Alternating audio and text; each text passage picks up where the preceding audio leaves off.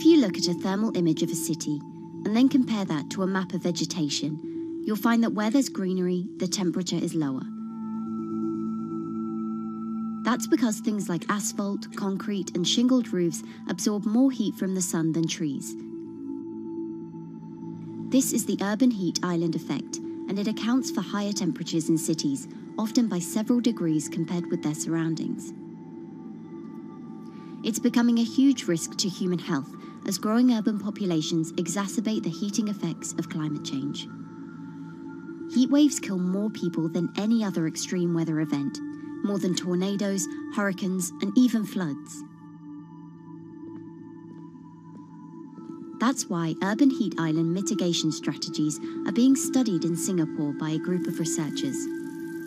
The government-backed project called Cooling Singapore is now in the process of combining everything they've learned to create a digital tool that can help cities all over the world, starting with Singapore.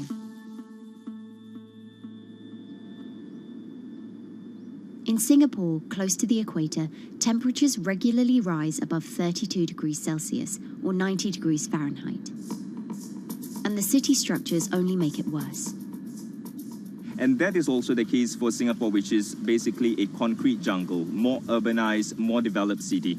And even in Singapore, what you have is a situation whereby there's a temperature difference of 7 degrees Celsius between the more urbanized and the more rural areas.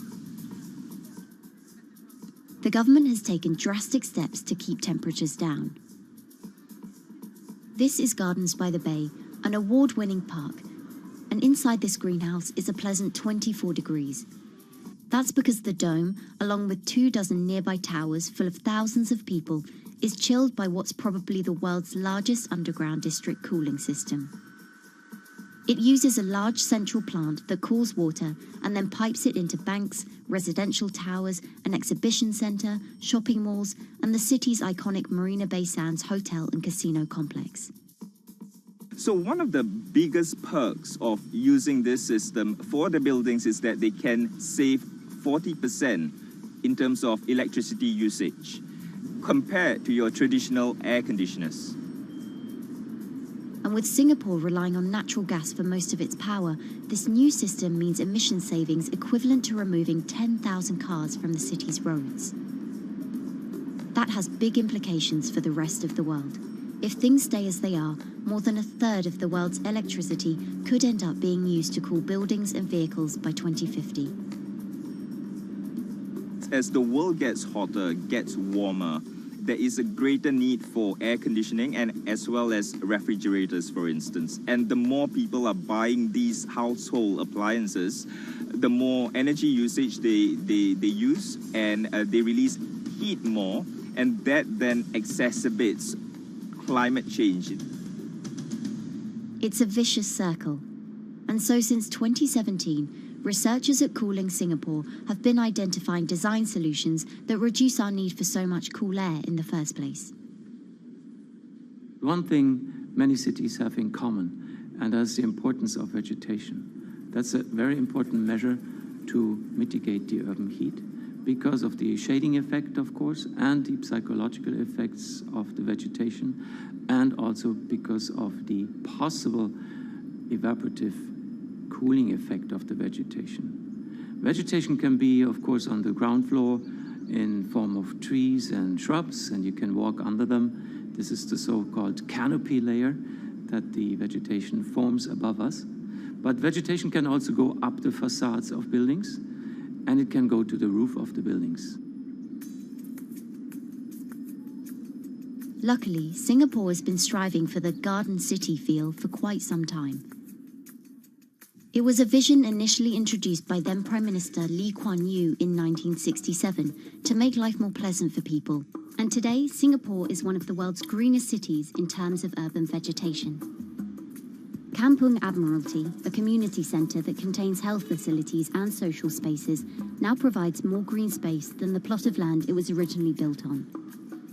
It's topped by a roofscape of staggered terraces covered in local plants, which functions as a community park, and a village green in the centre that contains farm plots for residents to tend to.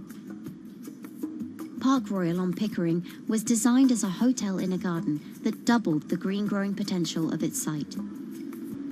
There's now 15,000 metres of sky gardens, reflecting pools, waterfalls, planter terraces and green walls. And the government has big plans as well. Singapore actually has a plan to plant 1 million trees and add more green spaces over the next 10 years. It is actually a mix of wanting to reduce the urban heat island effect, but on the other hand is also to get the people to be more connected to nature. But it's not enough. The city-state has still been warming twice as quickly as the world average over the past 6 decades. That's why Cooling Singapore has developed a catalogue of other potential heat mitigation measures. When you try to mitigate the urban heat island effect in a city or in any building, in a village as well, the first place to start is by shading of the windows. You have to keep areas clear so that the wind can move through it. Water of a certain depth can act as a very good thermal buffer. If you have to construct heavy buildings such as high-rises, at least you can make the surface, the facade, less heavy, and you can protect it from direct sun penetration. We have to make sure that no combustion engines will be in the city in the middle, in the medium to long-term range. So ideally, the electricity production is outside of the city, and you bring just the clean electricity into the city. You can at least minimize the use of energy in the city, and you can start to slowly convert the roofs, the facades of the city into production areas for renewable energy. In Singapore, unfortunately, this is a limited option, but in the long run, it could produce up to 20-25% of the energy, of the electricity needed in Singapore if all the roofs and the areas in the buildings, on the facades would be used to do that. With so many different ideas, Cooling Singapore is also designing a virtual model of the city to test them out. It's called a Digital Urban Climate Twin, or DUCT, that will calculate how each element of the city's design will impact the urban heat island effect. That means we model not only the geometry of the buildings digitally, but also we model the transportation, the insulation, the temperature, the radiation coming from the sun, the weather, the local climate, the even very, very microclimate of the city, the water, the movement of people in the city. We can invent scenarios, we can design scenarios, test them before we actually build them, and if they test very well, and we are sure that they will function, then we can start to build them and put them into reality.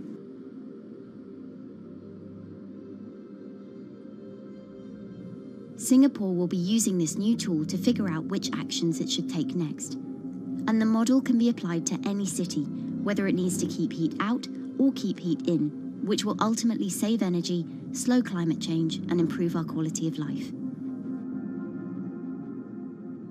So this is something that Singapore will be able to export, maybe even together with its city development systems that it already has.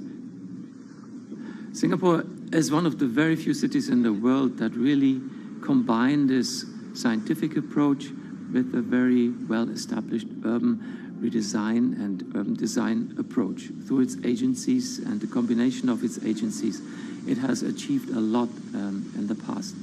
If it keeps following the scientific path and the combination with the other knowledge in the city already, we think that it will be a very comfortable and very livable city in the future, even more than today.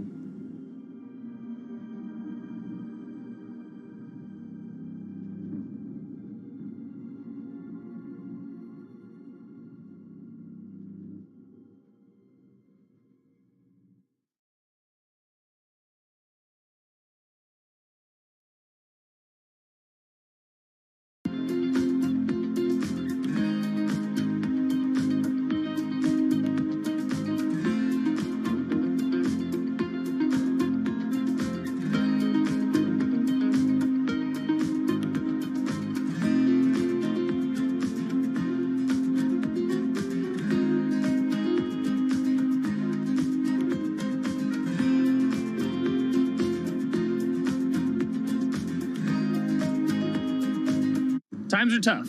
Jobs are scarce. It's risky to be outside and around others. Seems like there's very few ways to make extra money during a pandemic. So I guess I'll just hunker down and binge social media until this all blows over.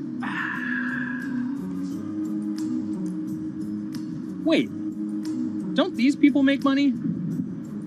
How do these people make money?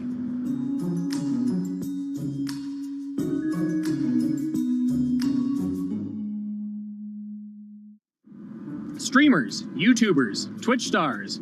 How do they make money? Is it a lot? Is it a lot of work? I know, I gotta ask somebody in the biz, and I got just the guy. Austin John Plays. This is your full-time job now, right?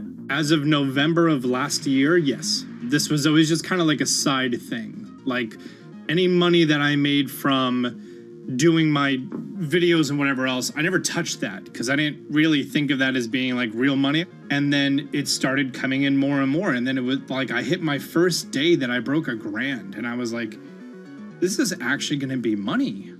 How did the YouTube channel come to be? When the game Pokemon Sun and Moon came out for the 3DS, there was like things that I learned about the game, and then I wanted to just share that information with people. And at the time, I didn't have any way to capture a screen or anything, so I found like generic footage, and I kind of put it all together with so much editing. And that video got 6 views. And then 2 days later, I made another one. And that one got 12 views. And then I just started pumping out more and more content, and people were like, this guy knows what he's talking about. It really just started building on top of itself, and then it was like, my channel really focuses on tips and tricks. So I play a straight 18 hours, and I'll finish the game or get to about the 40-hour mark, and then I'll make my first video. While I'm going through, I have a giant notepad and just scribbles everywhere, and I make these notes of like the things that stumped me, so I know the things that may stump other people. What do you need to think about if you're building your YouTube channel? 1, you need to do something that you're passionate about. Not that you like, not that you think you're gonna make money on, something you're passionate about. The other thing is something that other people are passionate about. It holds a special place to them. And third is, it needs to be something that people are gonna seek out information on. In order to enter into the marketplace, you either need to be better than everyone else, you either need to be faster than everyone else, or you need to be more accessible than everyone else.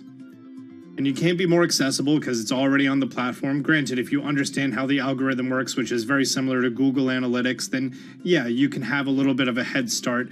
But if you're not doing it faster, and if you're not doing it better than everyone else, then why should anyone watch your channel?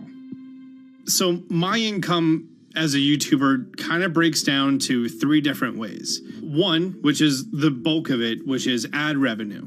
Whenever you go and you watch a video and then there's an ad and then you wait 5 seconds and you hit the bottom right corner and then you go on to the next video, or a non-skippable ad, or the video starts immediately, you get the little banner ad at the bottom, or if you scroll down from the video, the first thing that shows there is an ad. Those are the 4 different types of ads that can appear on every single YouTube video. And all of them pay a certain amount. It varies on lots of things, like the country of the person who posts it, the country of the person who watches it, the time of year, where you are in the quarter, if there's anything going on with a reduction in ad revenue. Like, great example, COVID-19, companies weren't spending as much on advertising. So because of that, CPM went down. CPM stands for click per thousand. I'm using the Roman numeral for 1,000. And that means that for every 1,000 views, you get a certain amount of money. Now, on low ads, when I first started off, my CPM was 30 cents. So every 1,000 views, I made 30 cents. But then once I signed with an MCN and I started making more quality content and more engaging content, some of my better videos and certain times of the year, I can see CPMs as high as $12 to $14. And there's a big fluctuation between, you know, if I post a video when there's no ads being spent, like January and February, that's the reason a lot of your favorite YouTubers and also TV shows don't post new videos in that time of year because ad rates are down. Why are they going to make content then? Instead, you're recording and you're bulking up for when ad revenue is higher. The second way that a YouTuber makes income is support, crowdfunding, things like that. When I first started off, Patreon was really the only option, but then they started rolling out supporters and members for YouTube channels. So whenever I have a live stream, you can click a button and then you can become a member, and then you get special icons next to your name. I believe they're called badges, or on any video, you can hit the join button, and that helps support the channel. And then the third aspect of that would be merch. And for me, my merch has been somewhat basic. In fact, I'm wearing one of my t-shirts from last year right now. You have to endure the times that your first video gets 6 views, that you posted on Reddit and they say, shut up, and then an auto mod bans you. You have to go through that, because until you go through that and you discover why you're doing it, you're not doing it for other people, you're doing it for yourself. If you're not loving what you do, then it's not worth it. Huh. So make a channel about something that I'm passionate about. Oh, sweet. I guess I can make the channel about that.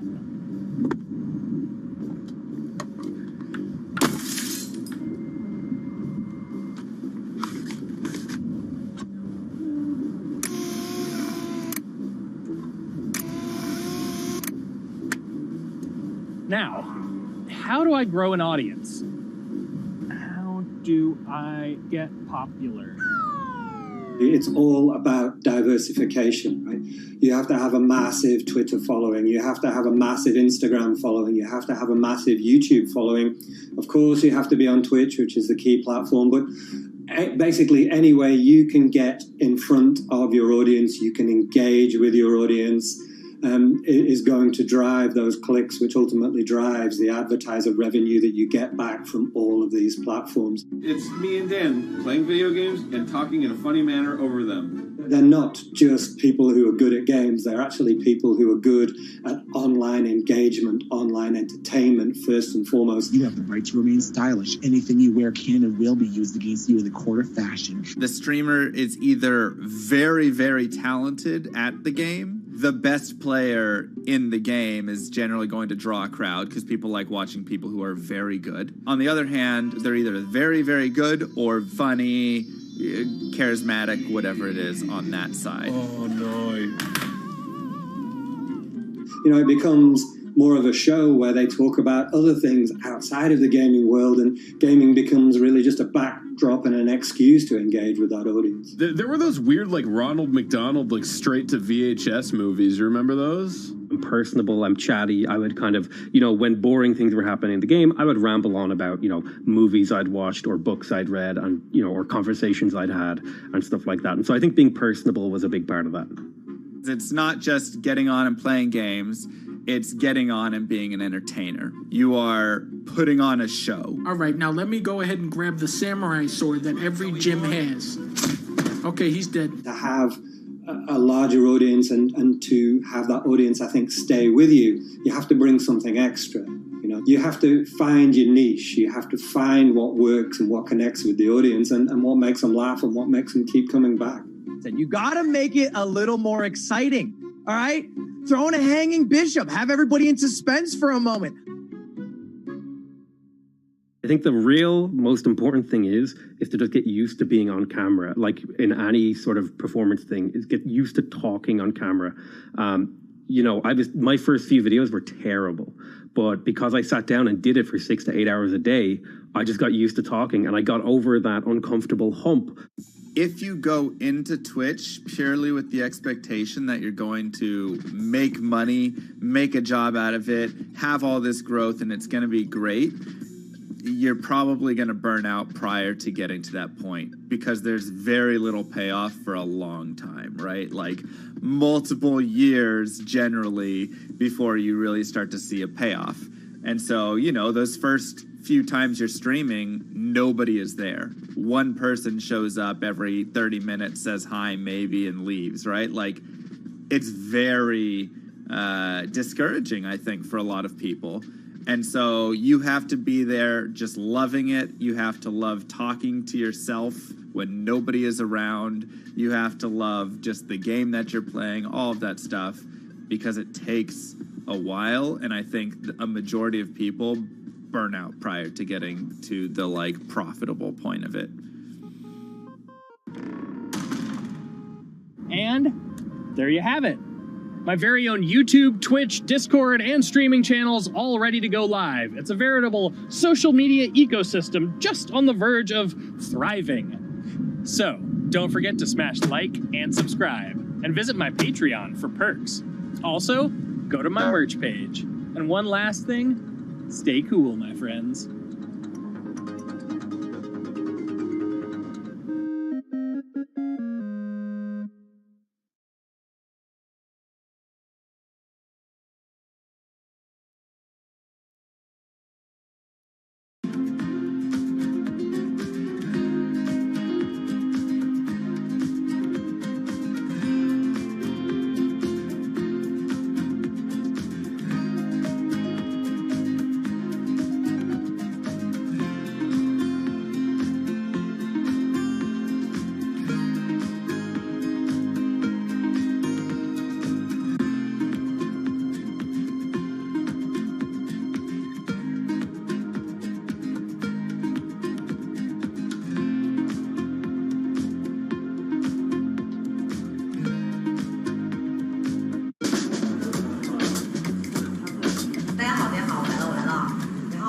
This is live stream shopping, one of the hottest trends in China.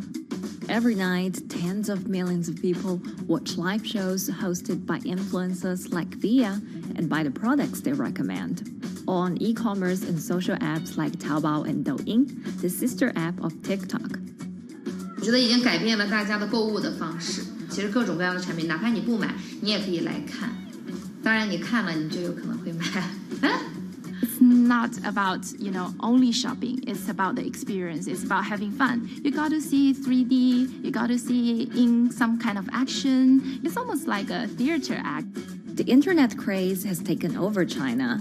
By the end of 2020, the country had almost 400 million live stream shopping users. China's live stream e-commerce market has also grown dramatically, with an estimated value of $161 billion in 2020. It's becoming popular outside China as well. So, is live streaming the future of shopping?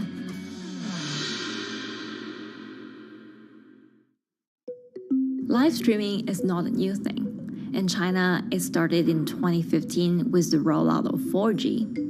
And it was first used for entertainment and socializing. Many live streamers performed for their followers or chatted to them, making money by receiving virtual currency and gifts. In the West, live streaming is mainly the domain of avid gamers. In China, it's broken into e-commerce. China actually has a very big e-commerce empire, so it uses these super apps, what we call, that you have payment, you have search of information, you have recommendation system, and you have huge amount of goods available on the platform, and as well as a lot of consumers. So with this advantage, they merge these features of live streaming to make the influencers actually sell goods. Here is a perfect choice. Nice neutrals, beautiful print, nothing overwhelming, and the warmth and comfort of flannel. This is item. Traditional TV shopping involves a one-way direction, whereby a host introduces a product, demonstrates certain things, and say, call this number or something. But live stream shopping is live. That in itself is a very, very big difference. It causes different psychology. And live stream shopping is a very entertaining way of actually engaging someone else. When you shop, actually, this live streaming video will continue. It will minimize into a corner, and you can buy the items and pay all on the same app. And after that, the live streaming screen will just enlarge by itself, and the promoter will come back to screen. So it's very convenient.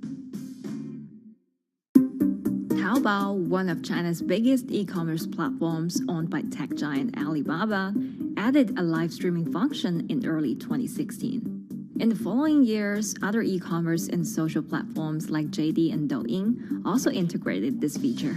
开头的时候还是有很多的挑战的，对画面的这个流畅，然后是否能够很真实的去还原商品，它其实在这个上面是有很高的这个门槛跟技术的这个卡口在的。不不管是我们的这个用户的接受度，还是商家的这个上手的这个难度都很高。但是这几年下来，基本上难点在不断被突破的。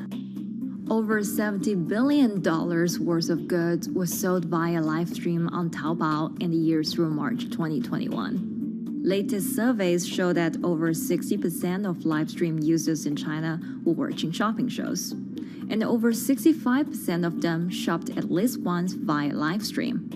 In 2020, live stream shopping got a huge boost during the pandemic, when millions of people were in lockdown and many retailers were pushed online. People, during the lockdown, felt like there's a need for more social interactions. This live platform creates an interesting kind of environment that gives people the sense that I'm actually interacting with you. And then live stream shopping brings in a lot more variety of things that people could buy and satisfy, the sense of like losing control, especially during the pandemic. At the heart of this craze are the top influencers who have tens of millions of followers and sell products worth millions of dollars every night. They often use their star power to get bargains from retailers, which in turn boosts their own sales and influence. So if you think about China's live streaming, you have to know the king and queen of the influencers. The queen of live streaming, Via, she is actually having the biggest viewership and the biggest sales volume for a long time on Taobao platform. She can sell everything from like Gucci sunglasses, lipsticks, homes, and cars. One time she offered her followers to go on a Tesla ride with her, and she even, for once, sold a rocket launch in her live streaming room for 40 million yuan. The king will be Li Jiaqi, more widely known as Lipstick's brother. He used to be a cosmetic sales before he turned into live streaming e-commerce, and he knows a lot about the cosmetics. So he's the one that will actually put the lipsticks on himself when he's on the show. Top live streamers like Via and Li Jiaqi have become celebrities in China and can earn millions of dollars a year. Although not everyone can be as popular, mid-ranking live streamers like Tiffany still earn a good income through sales commissions. 如果说单从收入方面来讲的话，那主播的收入是比普通的工作要高很多。但是呢，主播这个工作时刻对身体，包括对精神都有很大的一个考验的。就是每天需要集中精力，然后长达5-6个小时，这种状态是很累的。而且这5-6个小时的话，你是脑子是不停的，然后嘴巴是不停的，然后手也是不停的，眼睛也是不停的。像我们做主播，不是说单一的只做直播一件事情，然后还会有选品的一些工作，然后还会有一些其他的事情排在里面，其实是没有个人生活的。那我觉得增强粉丝影响力的话，不是说某一件事情。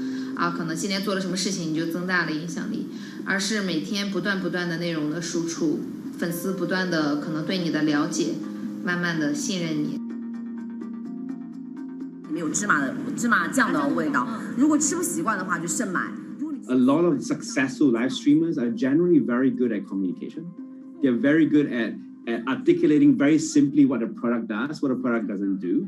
In order for them to sell, they need to be trustworthy and appear trustworthy, and they need to, show in some ways that they're authentic, right? So for Via and Li Jiaqi, they are able to articulate that quite a bit through their body language, through what they say. For example, Li Jiaqi will also sometimes say bad things about certain products because to him that's his honest opinion, and sometimes people want to hear that. And so they seem very credible, they seem very trustworthy, and don't forget, they're also very entertaining and very interesting. If you're familiar with Li Jiaqi, he won a Guinness record for like the most lipstick applications to models in like 30 seconds. So if you're able to create a lot of buzz with interesting things that you do, people who may not want to buy lipsticks will also stream in just to watch what he does. And then from there, you might get hooked. 这就是一般女生出门的时候涂的口红的颜色。Live streamers also use sales techniques such as limited time or supply. This sense of scarcity can often encourage viewers to buy. The platform in itself creates and enhances some of these things because you see it live. Something because social proof has taken over, meaning that, hey, other people are interested, other people are joining in, other people want the same product. and they add it in the chat and they ask questions and they say, oh, I want this too. What happens then? It makes the whole product even more scarce. But it's not just influencers. Local farmers, luxury brands, even mutual funds have also started their own live stream shows. Working with very top-tier live streamers can be risky. It's not necessary that the benefits will end up with the brand. So we see company executives opening their own shows. And we see like P&G have their own sales room, which runs shows every day as well. We also have like local governors in like small towns to sell their agricultural products. So the live streaming is definitely transformed the way product owners can think about how to reach their consumers, and it enables a lot of players to actually sell. Live stream shopping is going global. Merchants in Southeast Asia have embraced this trend. And in the West, Amazon has upgraded its live streaming function, adding interactive features like chat rooms. Companies, including Google and Facebook, are also developing and investing in technologies to integrate video and e-commerce. 直播电商它其实已经开始成为主流，它未来的发展空间跟潜力都是巨大的。接下来大家会越来越依赖这种购物方式，会变成一个比较日常化、比较规范化的这么一个趋势。If you look at the numbers alone, their numbers alone, Li Jiaxi's numbers or Via's numbers, you know that they can sell and you know that they can generate revenue. Are they able to sustain it over a long period of time? It depends on how innovative they are at changing some of the things that they do. But you can't expect consumers one day turn into virtual shopping for good. There will be the nature of us that crave to go into the store, to touch the goods and actually wear it and see how it looks like and walk around in that with our friends. And those things wouldn't be replaceable with live streaming.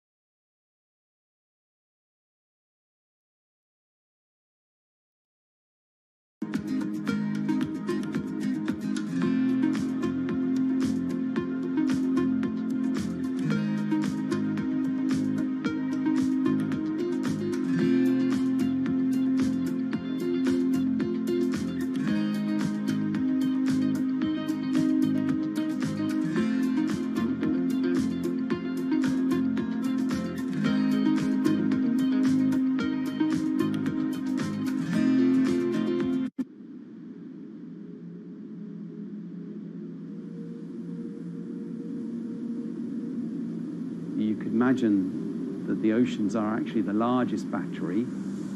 We're storing huge amounts of energy in the oceans. The wave motion can be very deep. It can extend down several hundred meters. And once it gets to the near shore, from about 50 meters, the whole water column is moving backwards and forwards. As we search for ways to reduce our reliance on fossil fuels, some are looking to a largely untapped potential source of renewable energy. In theory, waves off the coast of the United States alone could generate over 2 trillion kilowatt hours of electricity a year, enough to power more than half of the country. Waves intensify and subside not as quickly as the wind, and that means that it can produce a smoother power generation curve. One of the potential advantages of wave energy is that it could act as a complementary source of power compared to other renewables on the grid if it were to be scaled up to commercial scale.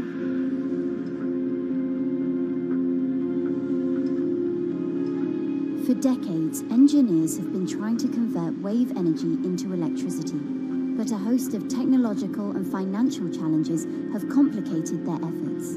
In the years from around 2006 to 2015, there were a spate of bankruptcies in the sector, and this was largely because of a lack of kind of continuous proven projects out at sea with reliable electricity generation.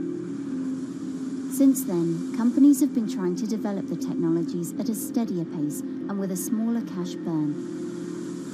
But the same questions remain. Can companies develop devices and technologies that actually work? Is wave energy just a novelty or something that can become a major renewable energy source?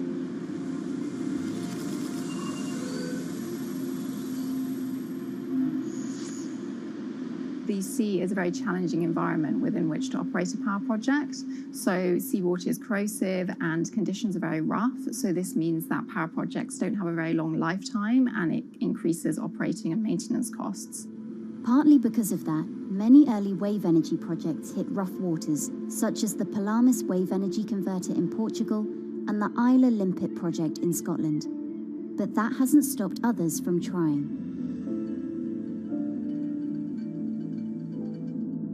Companies are focused on testing projects out at sea, proving their durability, trying to raise capital and bring down cost. The sector hasn't really converged around one single technology design, and companies are kind of undecided about which design works best.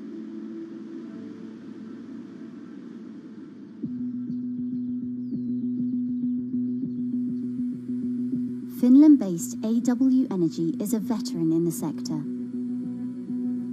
The first proof of concept of the company's device was made in the 90s after diver Rauno Koivusaari observed the strong back-and-forth movement of a hatch cover in a shipwreck in the Baltic Sea.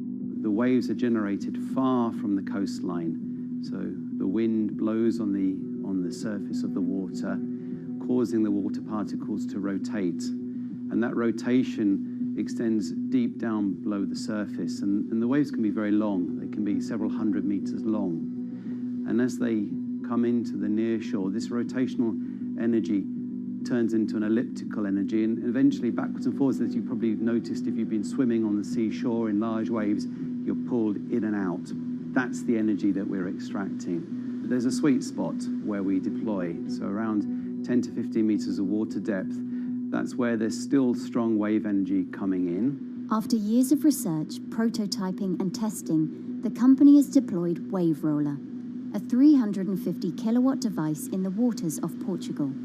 Wave Roller has an 18-meter wide and 10-meter high steel panel fixed to the seabed via a floatable foundation. The panel moves back and forth with the waves, capturing the energy. It's submerged in the depth of 15 meters, so it's protected from the extreme waves. We generate electricity by capturing the movement with hydraulic circuitry in a machine room underneath the surface. That hydraulic energy we turn to electricity with hydraulic accumulators and hydraulic motors, and also a generator. The Wave Roller has survived large waves at sea for over a year and delivered electricity via an underwater cable to the grid in Portugal. Meanwhile, the company has won a €2.5 million grant to work on an upgraded version of the Wave Roller, aiming to increase the electricity generation capacity to 1 megawatt. The upscaled device would have a bigger panel, 2 power takeoff units, and improved software to control the energy production. We have taken into use a wave prediction algorithm that kind of tells us what kind of waves are coming into our device. That gives us few seconds to prepare for capturing more energy, and the difference in that is significant. Our future plans are to deliver technology around the world. So I'm hoping we can be working on delivering technology to projects in Asia and also in the American continent as well.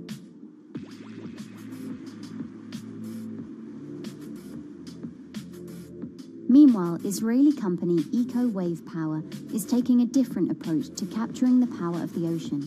For the company's founder, Ina Braverman, developing new sources of renewable energy is a personal mission. I was born in Ukraine in 1996, and 2 weeks after I was born, the Chernobyl nuclear reactor exploded, causing the largest in history nuclear disaster. I was one of the babies that got hurt from the negative effects of such explosion. I had a respiratory arrest and a clinical death. Luckily, my mother, a nurse, approached my crib on time and gave me a mouth-to-mouth resuscitation, which saved my life. I got a second chance in life and decided to do something good with it. Growing up, Ina wanted to be a politician to positively change the world. After working as a translator at a renewable energy company, she decided to change paths.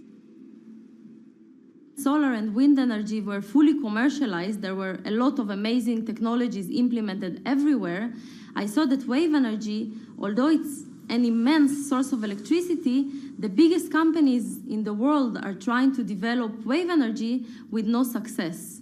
And there was kind of a race going on in the world of who is the company that is going to develop a viable wave energy solution first.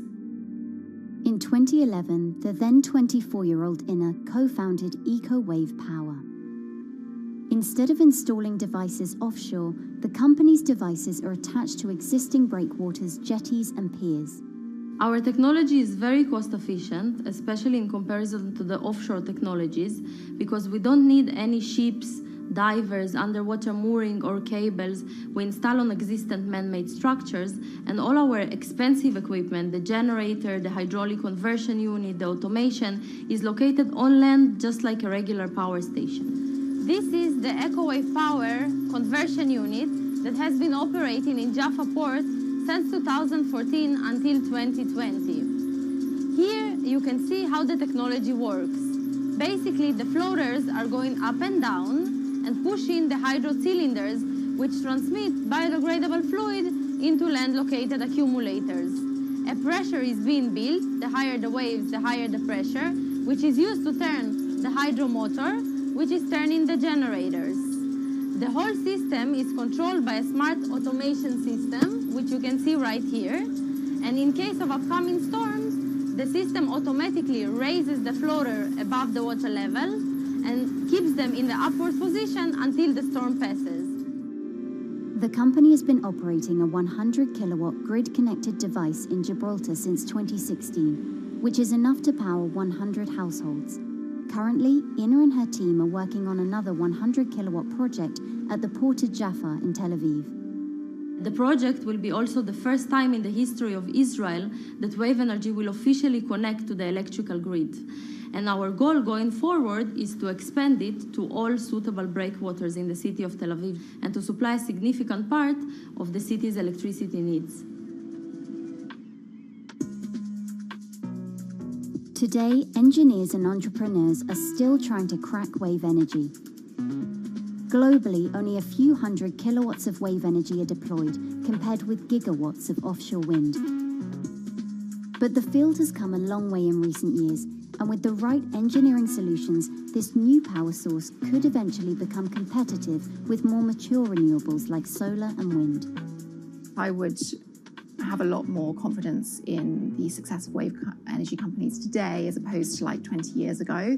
But in the next few years, or maybe the next couple of decades, it will be more likely to be used in remote locations like islands that are otherwise dependent on expensive diesel power, or out at sea on gas decommissioning rigs, or for powering underwater autonomous vehicles. So definitely, wave energy can compete with other renewable energy sources, but I personally believe that this is not a competition. In order to have a 100% renewable energy friendly world, we need all renewable energy sources to work together.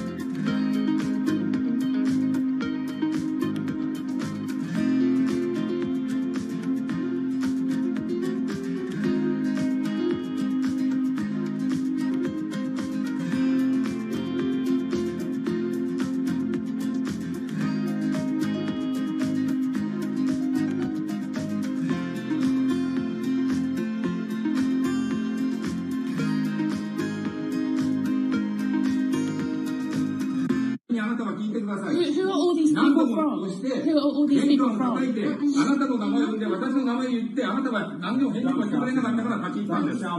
So can you please tell me? I'm not going to... please wait. You know, I've covered a lot of companies. I've covered a lot of Machiavellian companies where, you know, people play rough. I don't think I've ever seen anything on the scale of Nissan. He is making you, but you're like Vanessa. I mean, it's corrupt. The system is... One of the most dramatic elements was Ravinder Pasi's home being raided by court officials in Yokohama. You scared my wife. You scared my children. I worked in Nissan for 16 years. So Rav Pasi's journey into the darkest recesses of the Japanese corporate world started when he was the general counsel, the highest corporate lawyer position in the company. In the past few minutes, Nissan has revealed that its chairman has been arrested after allegations of serious misconduct. He was tasked with investigating Carlos Ghosn. And he was told, conduct an internal investigation and get to the heart of the matter. And then along the way, he started to notice serious conflicts of interest. He is one of the few people who knows an extreme amount of detail regarding the alleged crimes by Carlos Ghosn, and he's now ready to tell his own story on the record about some of the events that happened.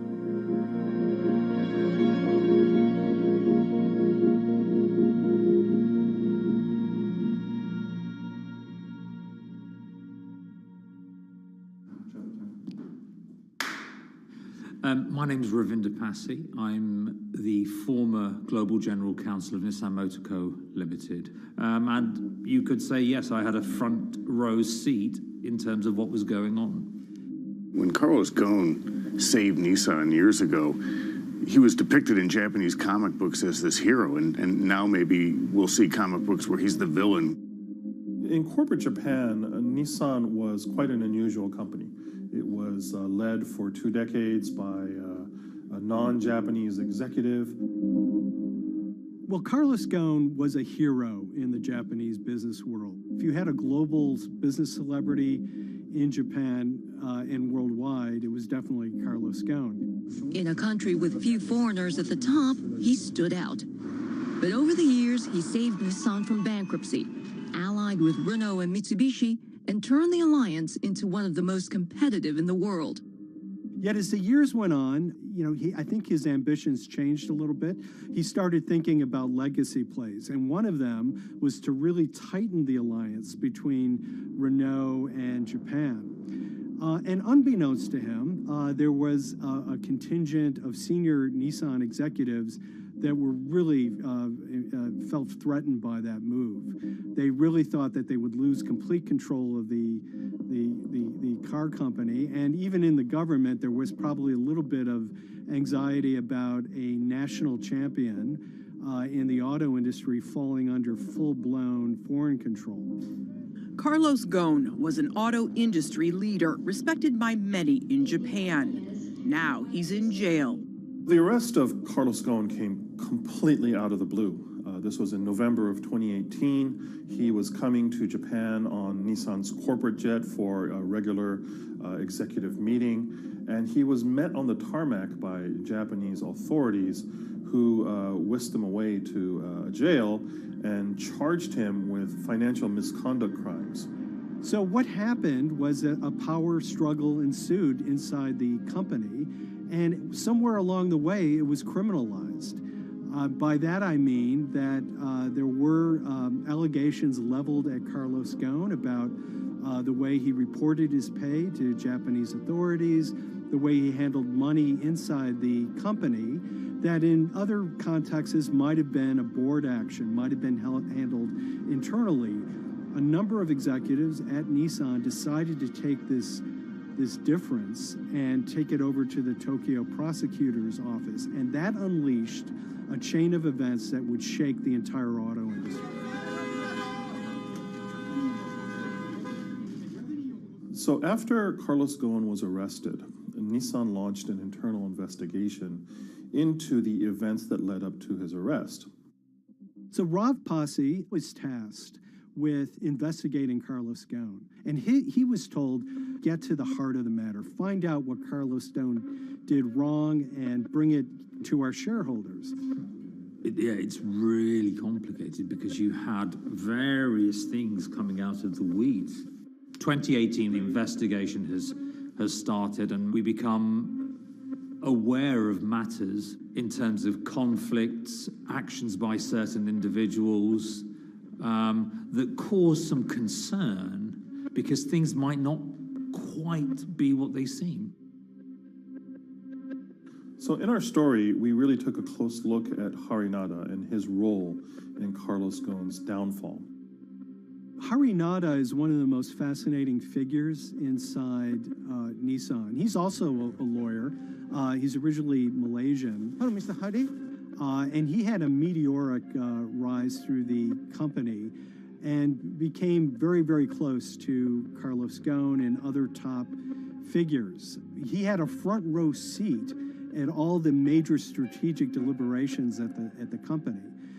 And when he discovered that Carlos Ghosn, as his final legacy play, was going to tighten the relationship between Renault and Nissan, he made a decision to go against Carlos Ghosn. And he became one of the key figures that decided that Carlos Ghosn had to go.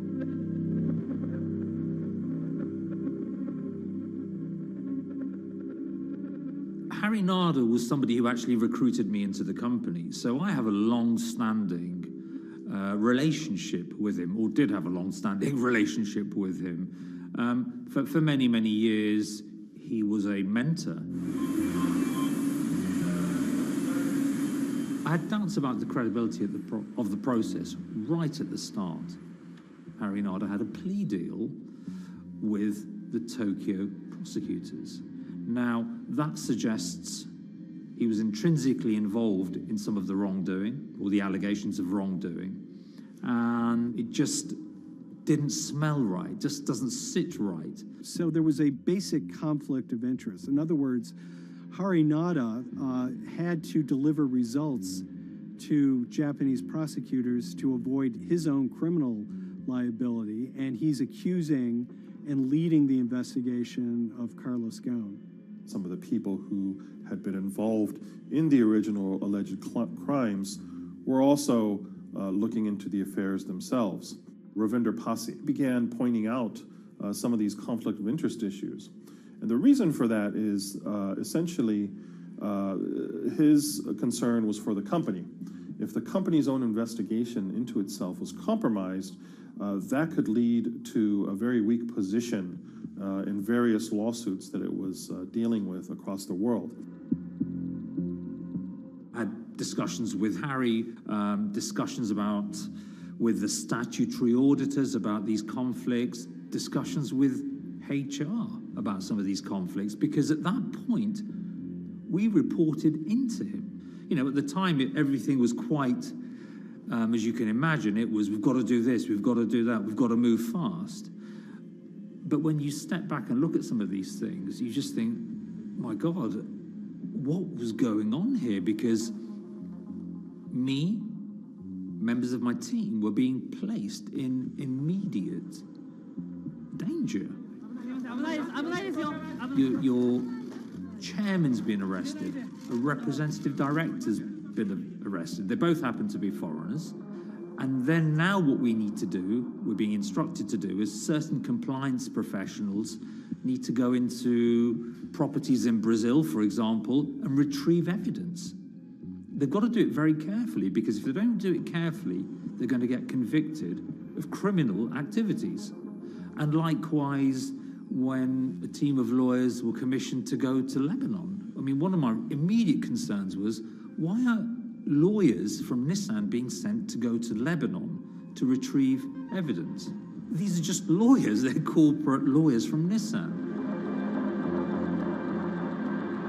You had revelations that a number of executives had benefited from share appreciation rights when they shouldn't have. I mean, you know, substantive amounts of money being taken by these guys when they weren't entitled to take them. And you do think, yes, how is this going to look later on? It's going to look quite concerning. So that triggered for me the sort of assessment that, well, I'm going to have to do something, because up until this point, I haven't put down on paper these conflicts and these issues.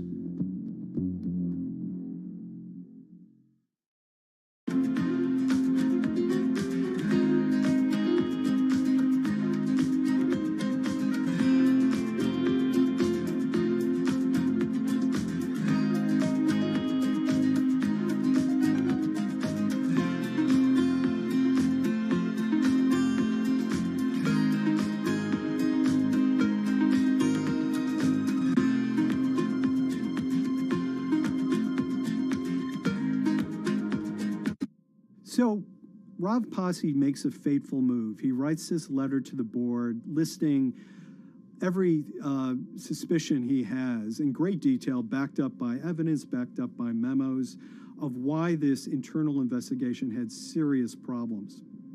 He sends the letter to the board and it's crickets. He doesn't hear much of anything. Nothing happened thereafter.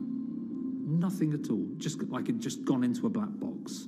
And he began to suspect that there was a desire, even at the highest level within Nissan, to kind of sweep these conflicts of interest under the rug. Unfortunately for me, I think, again, with hindsight, people must have thought that this is the nail that's sticking out, and we can't have this. Within 3 days of me submitting that to the board of directors, that letter to the independent board of directors, I was removed from the Goan Executive Conduct Matters. I was then told that I could not attend board meetings anymore. And up until that point, I had attended every single board meeting. I was then also told that after 8 years of being in Japan, I'd be going back to the UK. It eventually transpired that I'd be the VP of Projects and Transformation, managing a team of 3. So you can imagine what this feels like at this stage. Almost an arbitrary removal from Japan, where I've lived for 8 years, had 3 children there, my family has grown up, and we've been settled there, having a few months earlier been promoted to vice president at a global level, to being almost demoted. So Pasi was essentially being reassigned to get him as far away from the internal investigation as possible, and also to a certain extent in retaliation to some of the issues that he brought up regarding the internal investigation and Harinada. What happened to Rav Pasi can be seen as a series of corporate humiliations. I mean, first of all, his immediate responsibilities were taken away from him. Eventually, he lost, the coveted general counsel title. But it didn't stop there. Toward the end of his stay in Japan, Rav and his wife were convinced that they were being followed. During that period, I'd noticed that whilst driving my car, I'd have other cars following me. First time I noticed this was around mid-March, and I was driving, I can't remember where I was going, but this grey van, small van, just literally started following me. And I noticed that there was somebody in the car taking pictures. And lo and behold, we were absolutely being followed either by people on foot or other individuals, 2 or 3, normally 2 burly men in a car, different cars at different times, following us around. They were following the family as well. And, given I'd seen the Nissan security department behave in a very, very egregious manner with others in terms of following and surveilling, I was very concerned as to what they were doing and who they were giving this information to.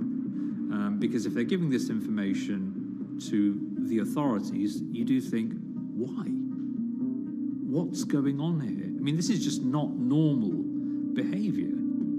And this all culminated in a rather dramatic event in the middle of 2020. Who are you people? Where Nissan had hired a legal team and had obtained an unusual court order from the district court in Yokohama to basically do a search of his home and seizure of his corporate laptop and phone and other documents. If you don't let us in now, we have to break this key. So it's a pretty extreme way to treat someone who'd spent 16 years at the company. These people have all come in. We don't really know who they are, apart from the fact that I've been shown a badge that says the Yokohama court. And they're here to recover a laptop and a mobile phone. It was even more weird because I'd highlighted to the directors that certain Nissan executives were trying to recover this laptop and this phone whilst I was still in Japan. And I was very concerned because it had evidence on there that related to misconduct matters and other forms of inappropriate conduct. It was just another form of intimidation, another form of harassment, forcing me almost to leave the company and the country.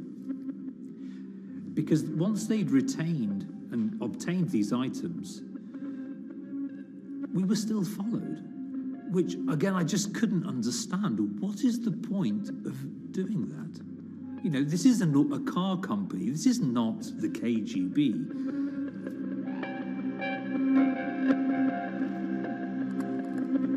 I think it's fair to say that Rav Pasi didn't have full battlefield awareness of all the intrigue going on at Nissan. I mean, Hari Nada is interesting because he's both charismatic and charming, and one of the most brutal corporate infighters one could ever run across. This is a confidential company email, right? You should not have this. If he had fallen into line, he would probably still have his job at Nissan, be paid very well, and continued his work. A career that he spent 16 years building at Nissan is irretrievably broken. It's been smashed to smithereens. He and his family paid a huge price, certainly. But in terms of being able to sleep at night, I think, he's come out ahead. I highlighted issues to the highest levels of the company so that they could be dealt with appropriately by those in charge.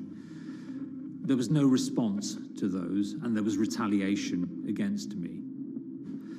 What's really profound, like absolutely profound, is that none of your colleagues, I mean people who you have known for years, forget it. Yeah. You're on your own. Yeah.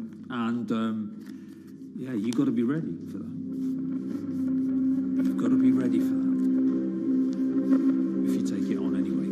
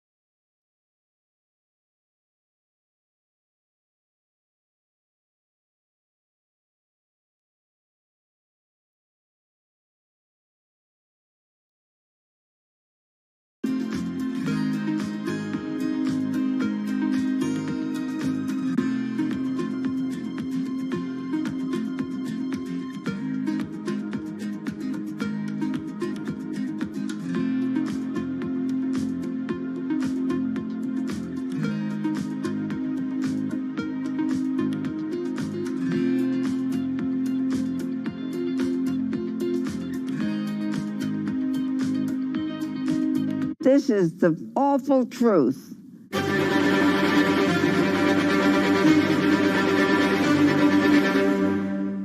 There's always someone in the family that's pushing it.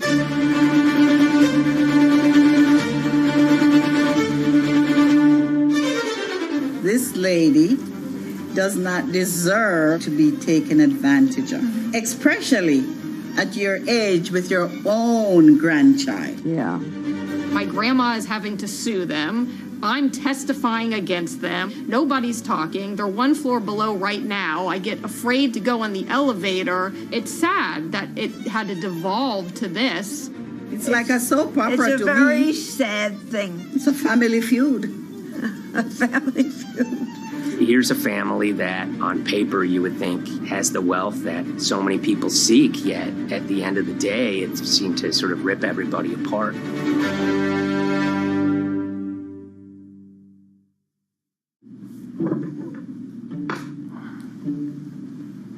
My name's Tom Schoenberg. I'm a senior reporter here at Bloomberg News, cover financial enforcement. I was approached by someone close to the Schottenstein family and asked whether or not I would be interested in writing about Beverly Schottenstein and this case that she had against JP Morgan. And it was immediately clear that there was a great story here to be told. So I started just, assembling all sorts of documents that the family made available to me. That included a diary that Beverly had begun writing when she started having suspicions about what was actually going on with her money. Beverly obtained her wealth from the Schottenstein kind of retail empire that has at times included Big Lots, Value City, American Eagle Outfitters, DSW Shoes. Beverly's husband died, and at which point they sold off their portion of the company, bringing them an enormous amount of wealth at around 1990. Estimates of her wealth were around $90 million. She, for many years, had that pool of money being managed by outside advisors. Her grandsons in the late 2000s had both graduated and were becoming financial advisors. She gave them a little bit to work with, and over time, her grandson, Evan, became the trustee of her entire estate. Managing sort of family money is not a conflict. In fact, some ways in wealth management, it's kind of how you get your start. It's kind of the seed that you need to sort of get going in the business. But Beverly started having suspicions that something was wrong probably in around 2016. Well, there were suspicious things, but taken separately without everyone talking about their own experiences, it was hard to really put it together. She had written a check to her caretaker, Dawn, that bounced. So she went down to her local Chase branch to sort of find out what was going on. She wasn't getting paper statements in the mail, so she asked them to print out a number of her statements having to do with her checking account and her credit card account. So we went to the bank and asked for the statements. And she got a whole year and going through all of them, page by page by page. And it was there she saw all sorts of charges that she said she didn't authorize or didn't know about. I was becoming very, very suspicious. I was starting to look in the money part, and that's what bothered me more when I saw that money was going, and I was not a big spender. Around the same time, Dawn, she starts noticing Beverly's son, who lived in the condominium below her, came up with Evan with a shredder and started grabbing papers in her office area, including some with JP Morgan letterhead, and just started sitting at the kitchen table, just shredding documents over and over. Yeah, they came in one morning. They used to do it in the back. Through the back door, and they brought the shredder inside. And then they went in the drawers in the office and took out all the papers, and they started doing it. I was very suspicious because I know you don't go around and destroying papers. Beverly said that they had done this many times before. That's when she said to me, Dawn, I'm going to write my feelings in this black book. Diary. And it's a diary, and she started writing. Each day she would write a little at a time. Around the holidays of 2018, a package had arrived, a FedEx package, and in it were materials about a venture capital fund based out of the Cayman Islands. Dawn and some other family members take a look at this, and they see that Beverly's is signed up for this fund to the tune of $5 million over the course of several years. And that was really the beginning of it. That was sort of the tip of the iceberg when it became obvious that something was going on, that my grandmother really wasn't aware of this fund. You know, Beverly started to panic. She got really upset and called, JP Morgan's headquarters in New York and asked for Jamie Dimon. She said she was told someone would call her back, but she says that never happened. She wrote a letter to Evan and Avi, and in there she laid out a number of things that were concerning her: unauthorized trading, the checking account. She had about $1 million worth of jewelry in a safe deposit box, and that her son Bobby had the key to that box, and that jewelry had gone missing. All this was kind of packaged in this, 5-page handwritten amendment to a will and trust. There's such an evolving narrative about why the jewelry was taken. The only truth we really know is that the jewelry is gone. But why it happened, there have been a lot of different stories. You just don't take your mother's wonderful things and hand it out. And they emailed that note to JP Morgan to seize all activity on her account. And it ended up setting off a firestorm after that. As soon as they got this email that there was a cease and desist and that she wanted to send her money and change brokerage firms, they were actually vacationing one floor below downstairs. They're there right now. The next day, Beverly's in her place. The granddaughter's still in her place visiting. Dawn is there, and up comes Bobby kind of barging through the door. And he's screaming about what was sent to the JP Morgan. They're now investigating now. And he's furious, takes his mother and sort of puts her into a chair, gets pen and paper, and she says physically forced her to write a retraction letter. They were pushing me around. It was a scary time. I was really afraid too. I had to take her to the doctor, and she did an x-ray because she was in so much pain. The locks had to be changed. The phone number had to be changed. I really thought we were going to have to hire guards to be outside just for protection. Oh, it was terrible. Horrible scene. Beverly brought her case before the Financial Industry Regulatory Authorities, usually known as FINRA. It took several months of hearings. She sees all sorts of transactions that's going on, hundreds of them that she claims that she never knew about, never authorized, but yet were logged in JP Morgan's files as having been direct requests from her. That included the sale of a large amount of Apple stock worth several $1 million, as well as all her stock in Big Lots. Over the course of their time with JP Morgan, Evan and Avi were making all sorts of trading on her account that was generating millions of dollars in commissions for themselves and the bank, yet she was not sort of getting any of the type of gains that you would expect sort of an $80 million account in a bullish market to be able to get. They issued a ruling entirely in her favor, finding that her grandsons, as well as JP Morgan, they were liable for violating their fiduciary duty, misrepresenting themselves, and they also found that the bank and her grandson, Evan, were liable for elder abuse. Evan and Avi, they were fired from JP Morgan. They issued an award of about $19 million. I reached out for comment, and JP Morgan emphasized that Evan and Avi were no longer with the firm and that their actions do not represent the sort of values of the bank. I reached out to Evan and Avi, heard back from their lawyer saying that, they disagree with the law and the facts that FINRA kind of used to decide the case against them and are seeing if they can have it withdrawn. Her son, Bobby, wrote her a letter, said his sons weren't criminals, and he also admits to taking her jewelry. And he says he needed it to pay off some bad business debts he had. They never once came up to say, I'm sorry.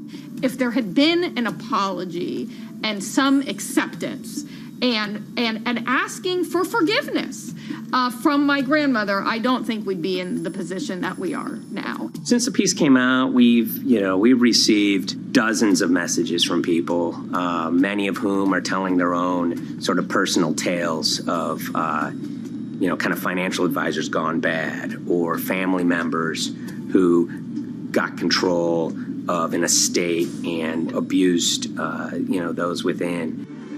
Seems that it's really resonated with a lot of people. I keep, hearing a lot of feedback about Beverly and how, a lot of people feel she did the right thing. You're never too old to stand up for yourself and try to right an injustice. She was adamant that she wanted to stand up for herself, but at the end of the day, they did wrong. It's a painful life lesson. Beverly taught them that you don't mess with grandma.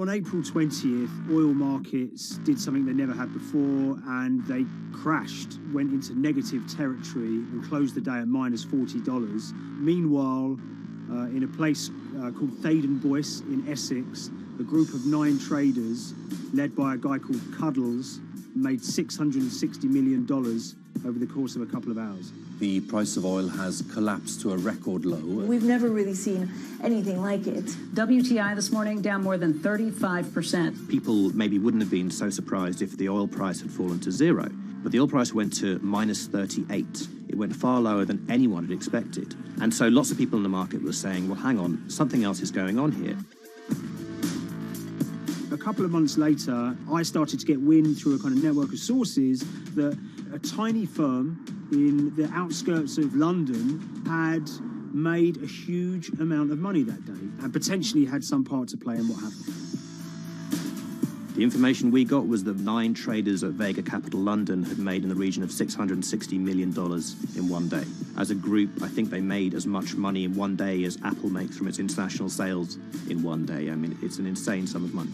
Did they pull off a fantastic trade? Did they predict the way the market was moving and get it absolutely right? Or was there something else going on, and had they actually done something that breached market rules in a bid to sort of push the market? And that investigation is ongoing.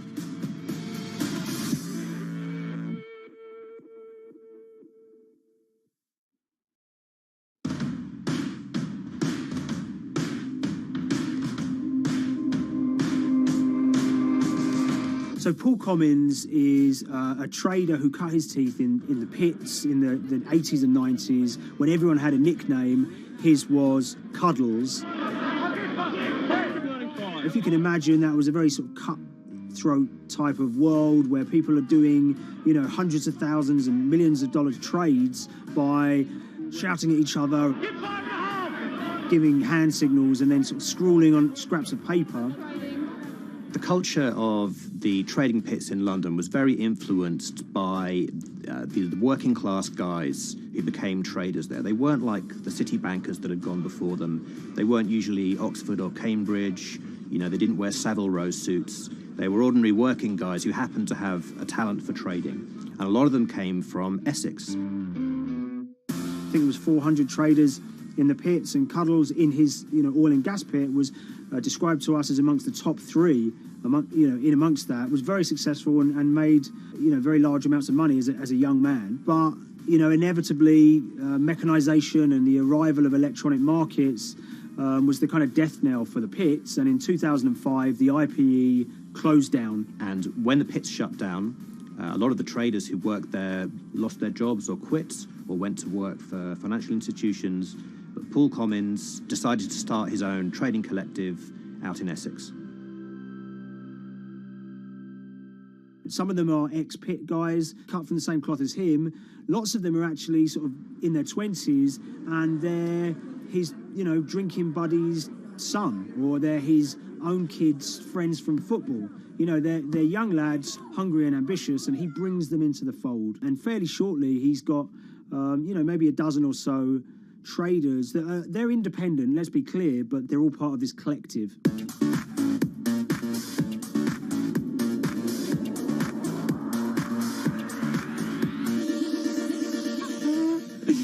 Yeah, I'll let Liam deal with Essex.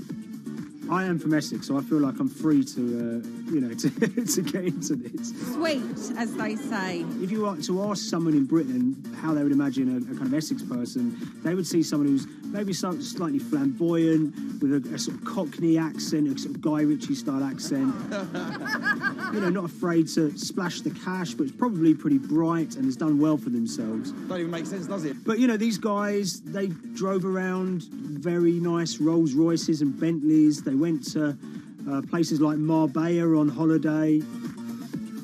Thaden Boyce is a very wealthy place. You have to have considerable income to be able to afford to live in that village. It's a really nice place to live, and it's 20 minutes tube ride away from the city.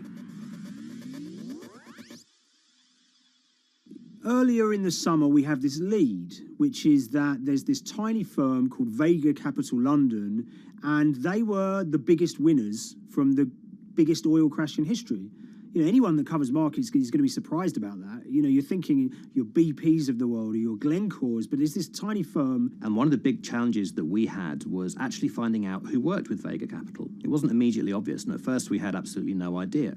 If you go to the Vega Capital website, it says it's under construction. If you do basic online searching, it's very difficult to find anyone who's publicly connected to the company. So inevitably, we're incredibly curious at this point. Like, who the hell are these people? The more reporting we did, the more it became clear that this group were connected socially as well as professionally. They went to weddings together, they played golf together, they would go on holiday together. We found out that a number of them were members of the West Ham Supporters Club in London. A few of them started companies together, so you could see all the connections between them and start to see a distinct group emerging. And it really just was this kind of shock that, this wasn't just like a hedge fund or a firm you'd never heard of. This was actually a group of buddies who all had the same experience on this day and had all made a huge amount of money. So if you're an oil trader, there's a number of different ways you can trade, and probably the most popular is WTI Futures Contracts. And it's basically a contract that says, I'm going to buy 1,000 barrels of oil from you at this point in the future, or I'm going to sell 1,000 barrels of oil to you at this point in the future. It's actually just a financial contract to gamble on to predict whether oil is going to go up or down. On the 20th of April in Essex, there had been signals for a while that this was going to be an exceptional day in oil markets. And we know that some of them arose early and started their trading in the early hours of the morning while it was still dark outside. Essentially what they were doing is buying contracts that gave them an obligation to buy oil at whatever the price ended up at 2:30 p.m. So they're basically placing a bet that oil was going to fall throughout the day. But they're simultaneously selling lots of oil as well. And whether they make a profit and how much profit they make is the difference between what they buy the oil for and what they sell the oil for. Now, of course, we now know throughout April 20th, the price dropped and dropped. So this is going very well for them. They are committed to selling oil at these prices, and the prices are continuing to fall, which means they're going to be able to offset it and buy oil at cheaper at the end of the day. Now, once it gets to kind of 1:30, 2 p.m., that's when things start to get really interesting. Suddenly there's a kind of influx of buyers and sellers, as desperation increases in the market and trading volumes go up. Now at 2:08 p.m. exactly, something bizarre and unprecedented happened, which is that oil passes into negative territory. And it fell to a record level of minus $38. We've never seen anything like it, period, in terms of the contraction of the global economy. That huge gulf between what they were buying the oil for and what they were selling it for enabled them to make more money than they ever thought possible. So their profit was the difference between minus 37, and all of these positive numbers on every contract they sold. The price of crude briefly hit minus $37 a barrel. For one group of traders operating from a small office, it was a very, very profitable day. It's important to remember this had never happened before in the history of oil trading. No one could have predicted it. I can't think of another example of where you enter a trade and you get paid on both sides. You get paid both to sell and to buy. It's unthinkable. One thing we know about the Cuddles Trading Arcade is that they were very comfortable taking large risks. And, you have to be clear, this was a large risk. Yeah, we spoke to oil traders, both people that know these guys and people that don't, and they all say that this is, incredibly risky. And that's actually what stops a lot of oil traders doing trading like this. They simply aren't willing to stomach the risk. But Cuddles and his friends were. So when the kind of final calculations came down, the group of the 9 most profitable traders made $660 million or thereabouts between them. I mean, if you can imagine, I think 3 or 4 of them made in excess of 100 million each. One of the astonishing things about this trade is that 2 of the individuals who made more than $100 million in a single day were in their 20s. One of them was 22 years old. Only a few years earlier, he'd been posting on his social media about doing teenage stuff with his mates in town and going to see girls and rap music. And here he is a few years later making $100 million in a single day's trading. When me and Liam discovered that, we couldn't believe it. We couldn't believe what we were seeing.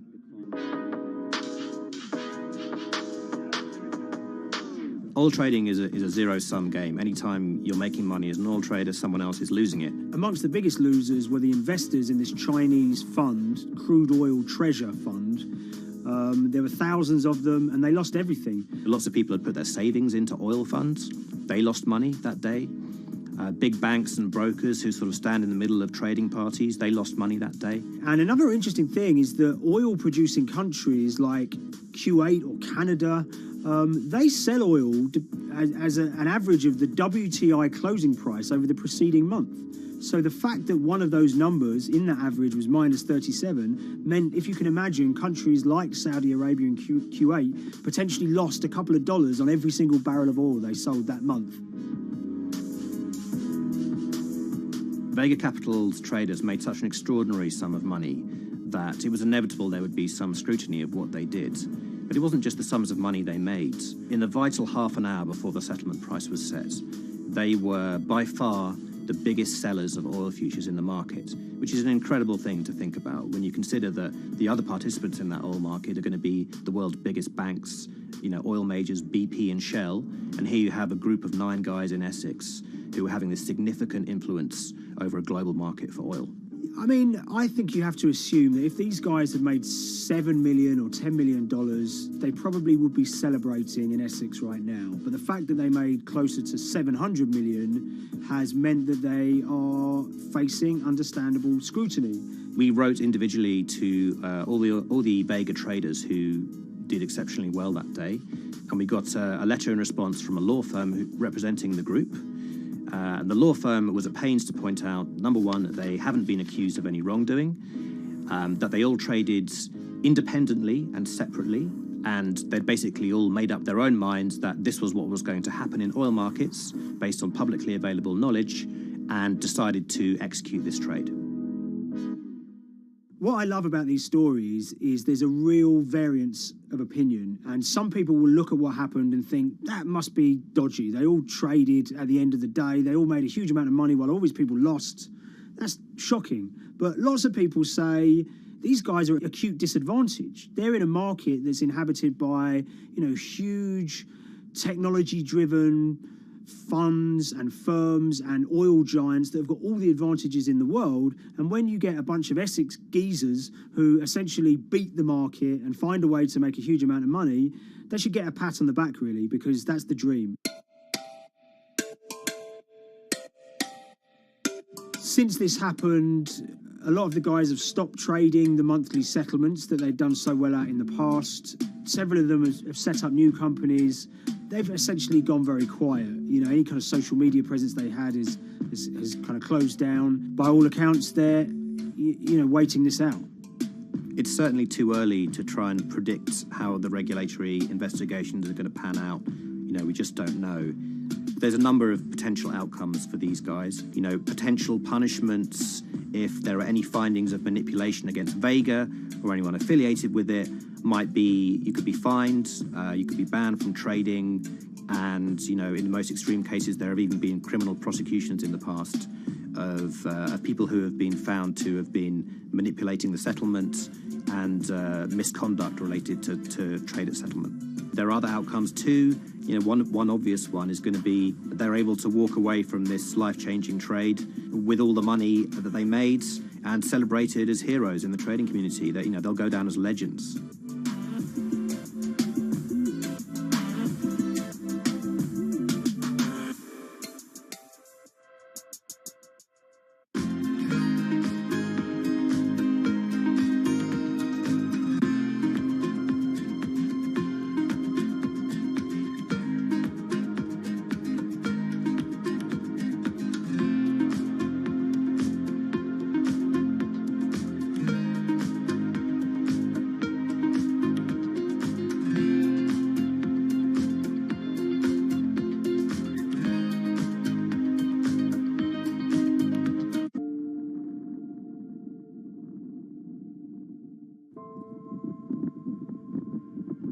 It's very important, given the nature of the climate crisis right now, for the general public to have an understanding of what progress is or is not actually happening. And I think many readers right now, they'll see these hundreds and hundreds of companies making these big, bold climate claims. And they would be forgiven to think that we're well on our way to meeting the emission reduction trajectory we need to be on. And the reality of the matter is we're just not on that trajectory. And a key reason for this sort of disconnect is the use of offsets that aren't doing what they claim to be doing. We have a massive potential for sort of willful blindness. We can convince ourselves of things regardless of what the facts are. And so that's what tends to happen in these cases. It's not that anybody is setting out to commit climate fraud. They sort of walk themselves into a situation and they convince themselves of one thing, and that allows them to convince themselves of another thing. But at the end of the day, they're doing something that makes no sense at all.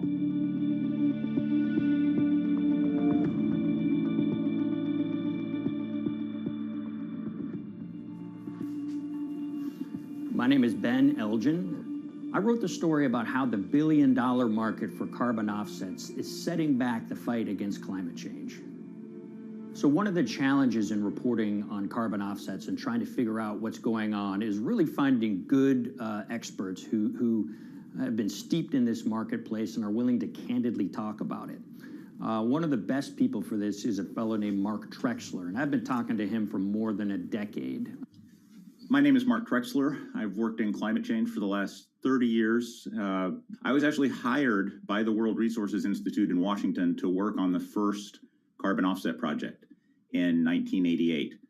In terms of defining a carbon offset, one of the beauties, so to speak, of greenhouse gases, sort of the silver lining of greenhouse gases, when you put up a molecule of CO2 into the atmosphere, it can be anywhere in the planet in 7 days.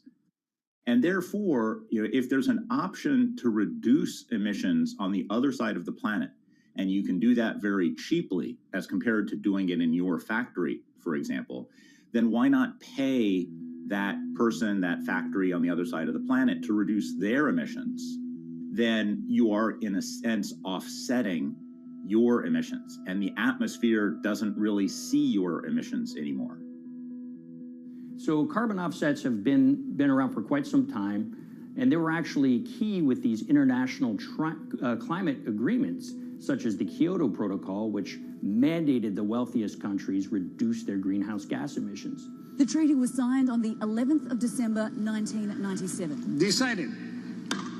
The business community in general saw carbon offsets as a huge opportunity to comply with whatever policies and measures might be coming down the pike on climate change much more cost effectively. We've seen a huge surge in companies making big proclamations about how they're going carbon neutral or zeroing out all of their carbon emissions. We're going to reduce our carbon footprint to net zero. Unilever is committing to net zero emissions. We can achieve a net zero emissions world. We began looking at these corporate claims of dramatically reduced emissions, and we noticed so many of these companies were using carbon offsets to achieve these aims. And as we began to look at the carbon offset projects themselves, what we found is that the environmental benefits claimed by these companies are not actually what they seem to be.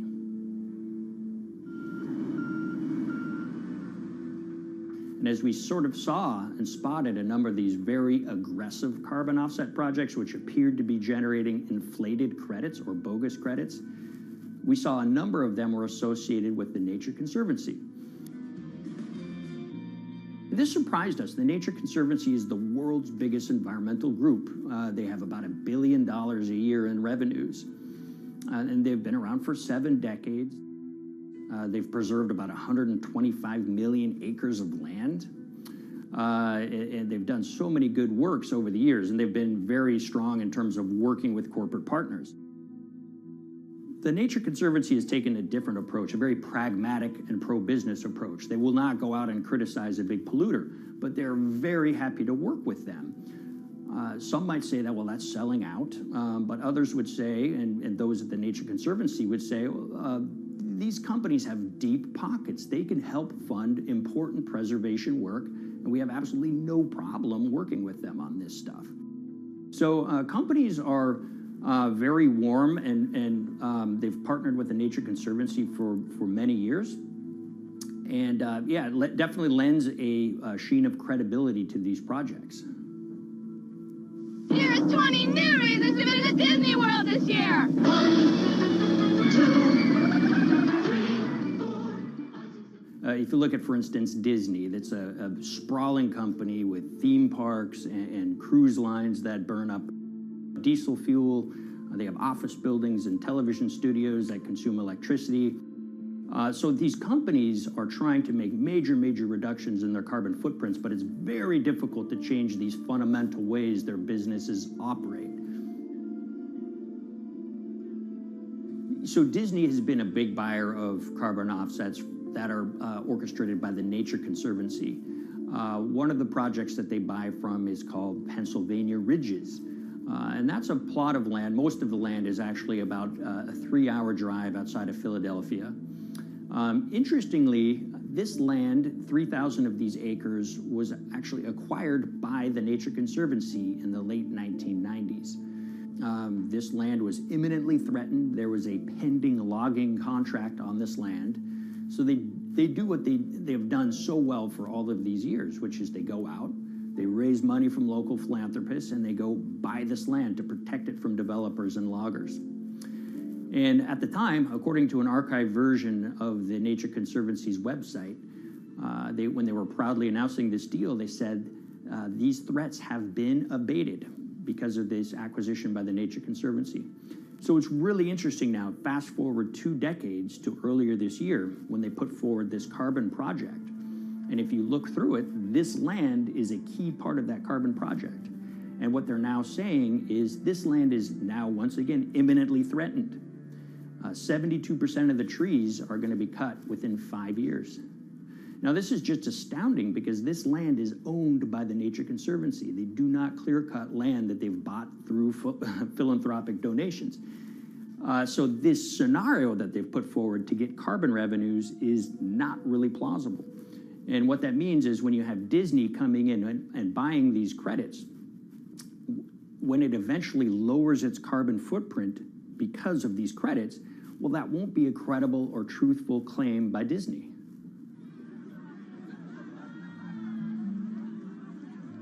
So this is an organization that truly understands the threat of the issue of climate change and is wanting to do its part to address this.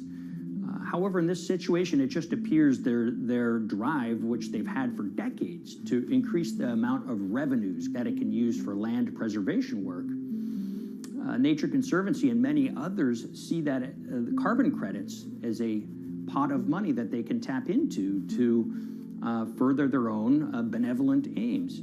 But unfortunately, what this has resulted in is claims of climate progress that just aren't really happening. So the Nature Conservancy defends vigorously these deals, and they and others will say, look, our projects are just following the rules that these registries set up. So some would also put some of the blame on the registries themselves because they're setting up the rules which allow these vapid projects to get up and sold.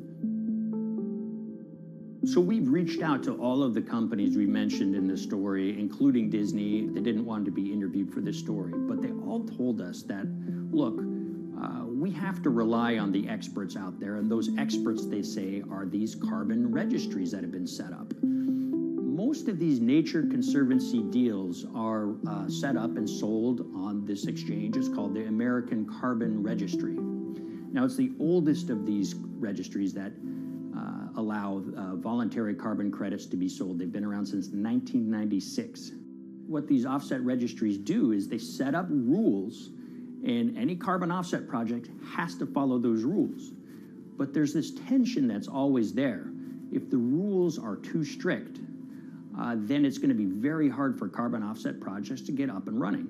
So there's this balance going on where the registries want rules that attract projects, but they don't want it to be so strict where it will disincentivize projects from getting listed. One of the challenges with designing carbon offset systems is that there are normally two people at the table. You have buyers and you have sellers. And to some extent, you have policymakers, but you know, the buyers and the sellers are really the ones with the expertise, with the incentive to really participate hard, make a lot of things happen. And the challenge there is that both of them sort of want the same thing, or they're both happy with the same thing. They're happy with low-cost offsets and a lot of them, because that works for their business model. You end up, though, with nobody really representing the atmosphere, so to speak. Nobody's really representing the climate in those discussions. And so the policies end up biasing the whole system, and you end up in sort of a race to the bottom, and that's what we've seen happen. You know, when it comes specifically to the topic of carbon offsets, you know, I am a fan of carbon offsets in the sense that they can help mitigate climate change. They absolutely can. But, you know, if we're not going to do it correctly in a way that actually does help mitigate climate change, then it's nothing but a distraction. And, you know, after 30 years, you have to start wondering, is it really just a distraction? And that's really unfortunate, but that's where we are. Ultimately, what needs to happen is systemic change. You know, we're sort of nibbling around the edges with some of these different things. We need to change how we produce energy. We need to change how we transport ourselves. We need to change what and how we eat. You know, we need systemic change associated with transitioning to a low carbon economy. A lot of what we're doing today is not promoting systemic change. It's sort of trying to stick your thumb in the dike to preserve the current system. And at the end of the day, that can't really work.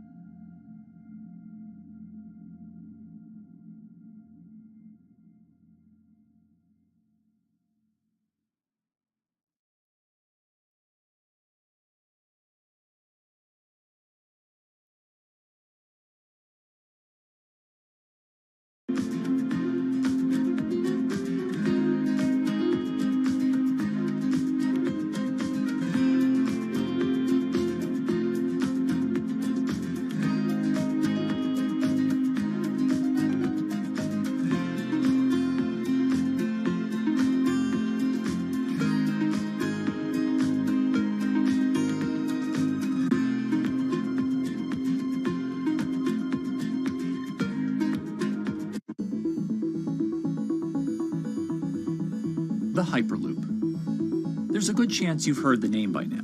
This is the Hyperloop system. It can take people hundreds of miles in minutes. The Hyperloop, a series of tubes that would transport people in pods at ultra-high speeds over long distances. This is a remarkable new form of transportation that can whisk people from city to city in a flash.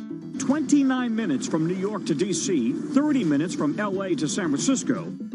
For years, we've been seeing these futuristic, utopian renderings of some cross between a spaceship and a monorail. But lately, the Hyperloop is becoming much more real. Yes. It was surreal to be even sitting inside a Hyperloop, and just even more incredible to actually be like riding down a track in something that was nothing more than a crazy idea 6 years before. Companies all around the world have been developing and testing the technology needed to propel passengers at speeds of over 1,000 kilometers per hour. But for many, speed is only the first step to unlocking the full transformational effects of a new mode of transportation. Fast is what we just sort of take for granted in the Hyperloop world. It's the network effects that really deliver the benefit. And that opens up a completely different scale of economic opportunity.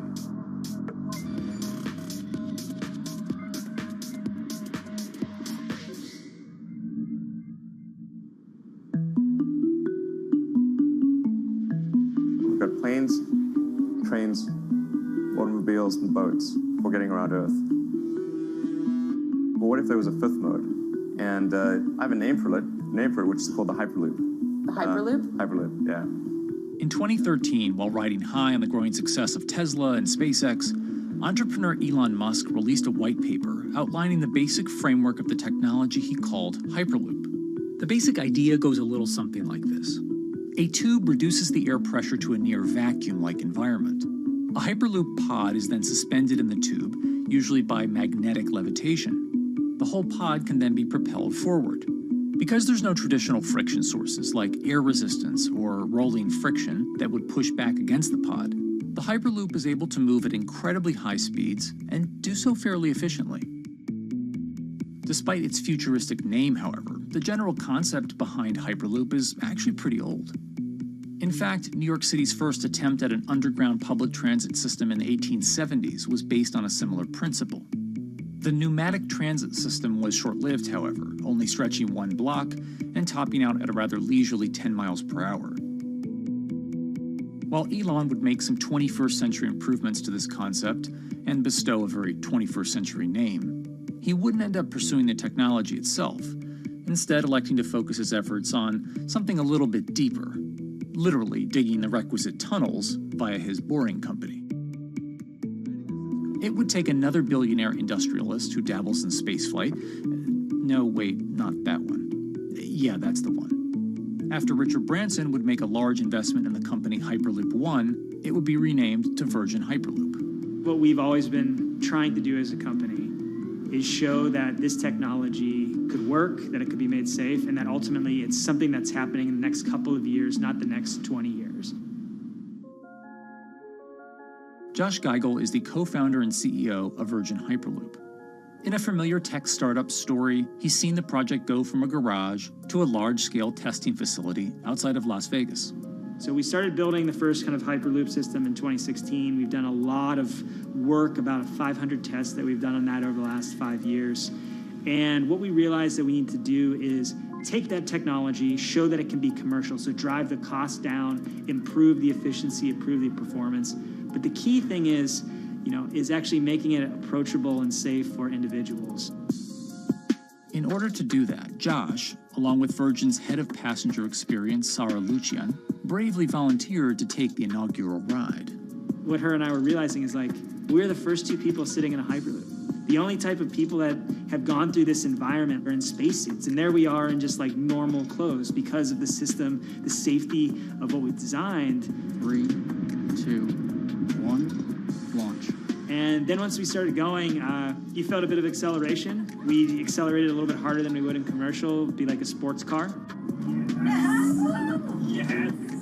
We got up to about 108 miles an hour on that test. And it's a short run. It's about 500 yards or so. And came to a stop. The test, lasting only about 20 seconds and covering only a quarter of a mile at just over 100 miles per hour, is a long way away from a true functioning Hyperloop. But as for optics, it's a crucial step for the future of funding. The number one question we got from investors or from project proponents or just people in general was like, is a Hyperloop safe? And what better way to show something is safe than by actually getting people on it? But convincing investors and governments that would likely be fronting some of the construction costs for an unproven technology is no easy task. First and foremost is the question of safety. Most people don't know how an airplane works, but yet they get on an airplane. They get on an airplane because, it's faster than driving, and most importantly, they've probably gotten off of one before, they've seen someone get off of one before. And so what we set out to do was actually show that Hyperloop could be safe with two normal people, not astronauts, not adrenaline junkies or test pilots or anything like that. Two normal people getting on a Hyperloop, and then most importantly, those two people getting off. But beyond safety concerns, constructing Hyperloops will undoubtedly require a significant capital investment to the estimated tune of around $60 million per kilometer of track. So a track from San Francisco to Los Angeles, for example, is likely to come with a price tag over $10 billion. And before large governments are willing to come in and front those costs, investors who are funding Hyperloop development must accept it as a long-term mixture of technology and infrastructure investing. Investors that are used to short returns because you're developing apps or something to that effect, those aren't the investors that really get excited about Hyperloop. What you start to see is the people that are looking at platform technologies, right? So this idea that because the smartphone existed, Uber could exist, right? So who are like the Vanderbilts of this century? And that's the part where you're going to get a lot more no's than yeses. But those people that have the ability, the fortitude to stick it out, to see the game-changing platform here, those are the people that we're looking for. And since we've done that passenger test, there has been a lot of interest that's really, this is a lot sooner than I thought.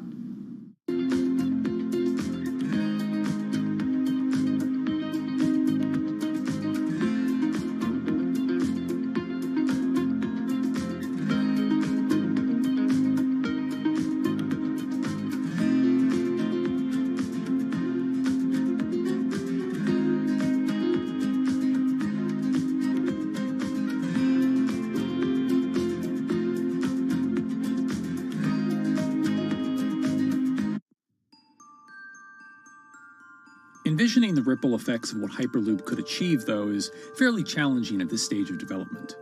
It's fast, yes, but for point-to-point travel, traditional maglev trains can move pretty fast as well.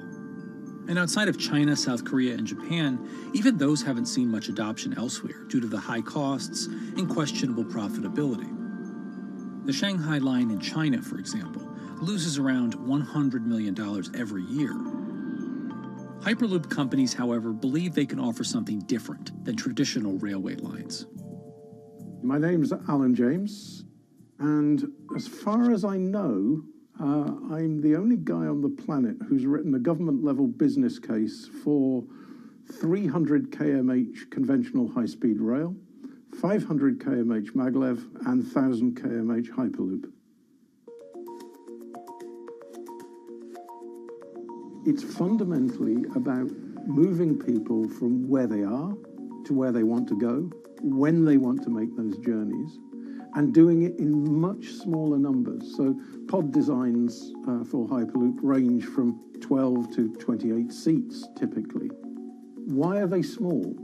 It's because small enables the network to operate flexibly. And a great example of that is the east-west strategic route across the north of England, from Liverpool to Manchester to Leeds. So to get from Liverpool via Manchester to Leeds by train is just short of 2 hours today. It'll probably take you 2 hours driving as well in average traffic conditions. Net result is those three city regions remain three separate entities: Liverpool, Manchester, Leeds. There's very little commuting traffic between those urban areas. Hyperloop absolutely changes that from the ground up. Liverpool to Manchester is a 5 or 6 minute journey. Manchester to Leeds is also a 5 or 6 minute journey. What that effectively does is create a single supercity economy. In this vision, the Hyperloop acts a little more like a highway, where pods have fixed destinations and don't need to stop along the way.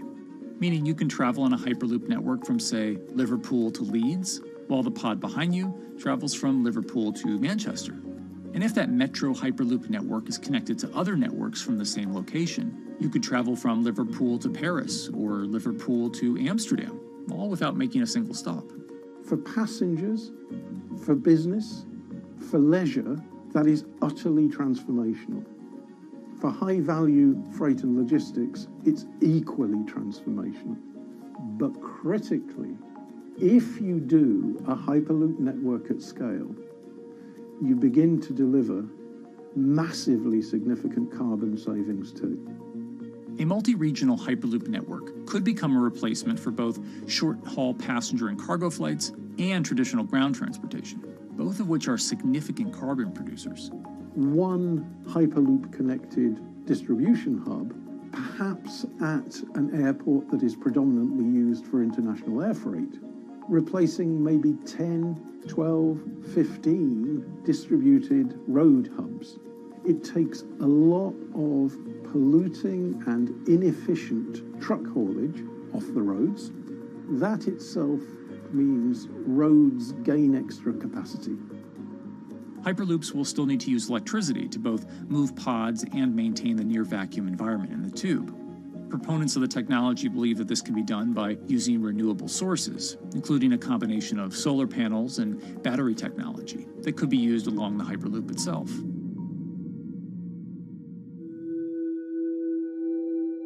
But even with all multipliers of time and carbon emission savings that a Hyperloop network may provide, the investment capital required to actually build such a network becomes even more economically and politically daunting.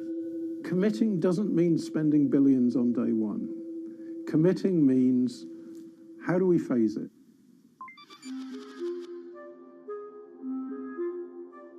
One company in the Netherlands is working to develop that technology, and perhaps more importantly, the international coalition needed to make the Hyperloop network a reality.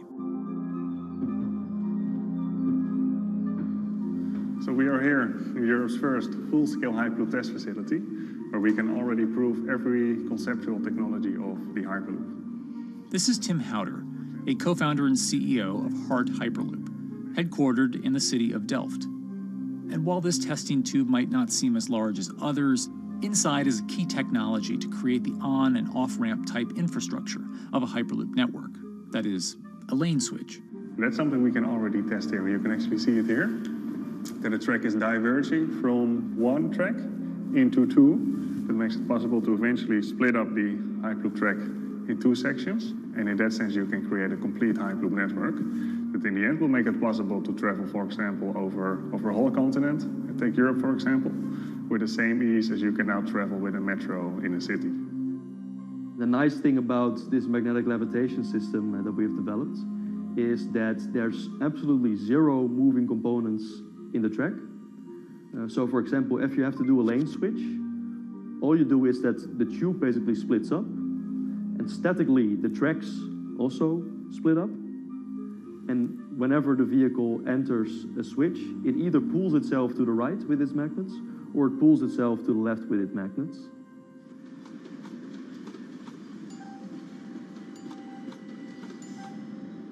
Lane switching on traditional rail requires the physical movement of the rail. Even modern magnetic levitation tracks use lane switching techniques in order to transfer trains from one track to another. And this is a very crucial element, because this is the thing that limits the capacity and, in the end, the usefulness of the rail network.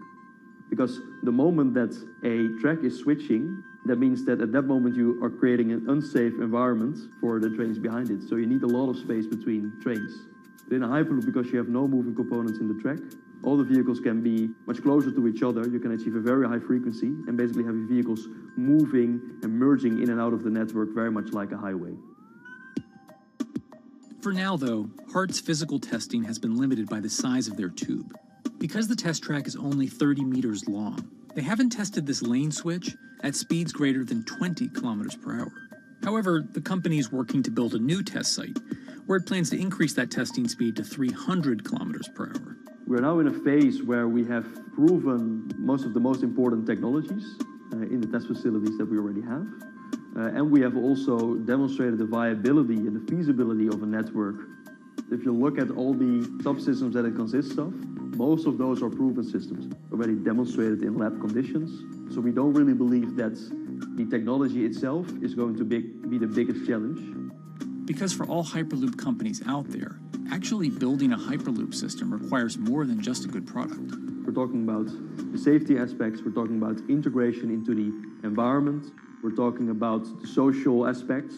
Do people feel comfortable traveling in such a system? So it's about all these different aspects, and the complexity is really getting all the different stakeholders that are relevant and that do need to contribute to bring this to market, to get them all following the same roadmap.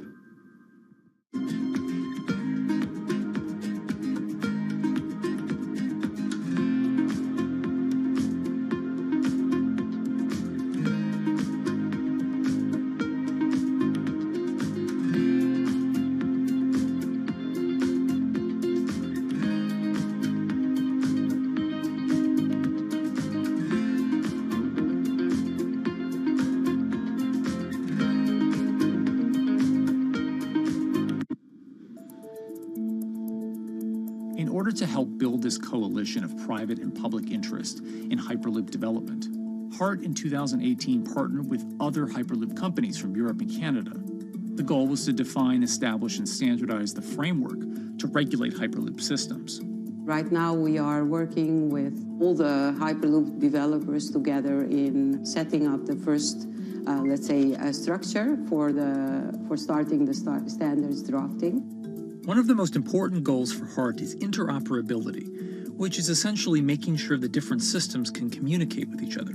Interoperability is so important because what we want to achieve is actually have this seamless travel experience. So you don't want to end up, for example, going from Madrid to Paris and then switching because you need to use a different technology to get, for example, to Amsterdam.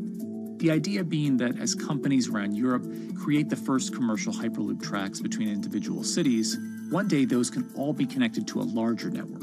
Everyone that believes that Hyperloop is a future transport system also realizes that there is a need to have this network because that's where Hyperloop thrives. Hyperloop is such a huge project. It's definitely not something that you can do on your own or as a single company.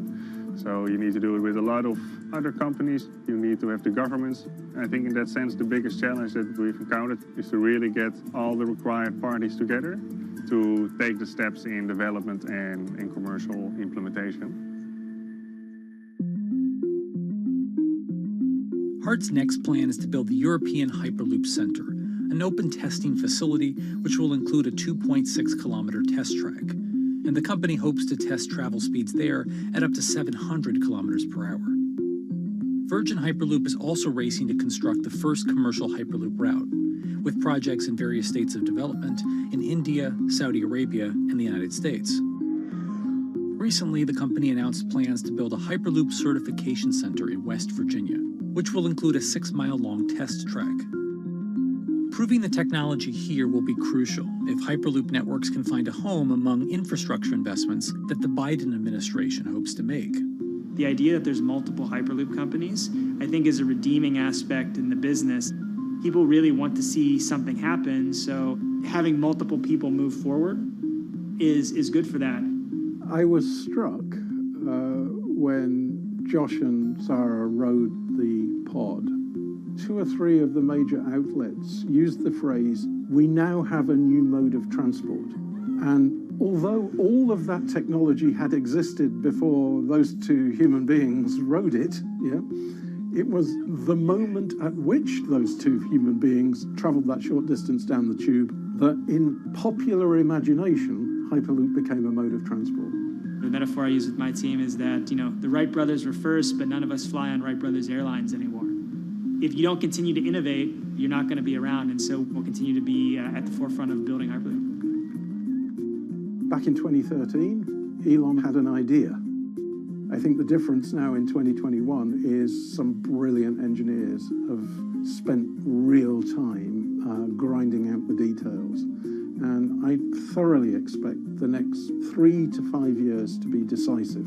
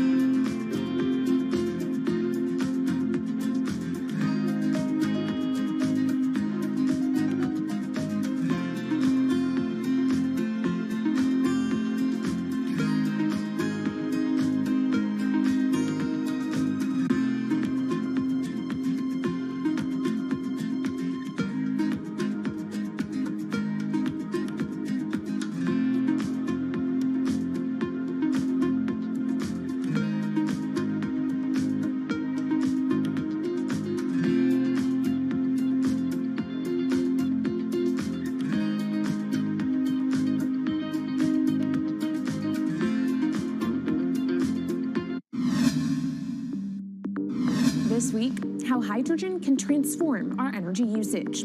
We'll look at why the universe's most abundant element could be a game changer in the climate revolution. Hydrogen technologies are not new. They are used in other sectors. We use them in space, on our rockets, and we don't need the laws of physics to change to be able to use hydrogen on our planes.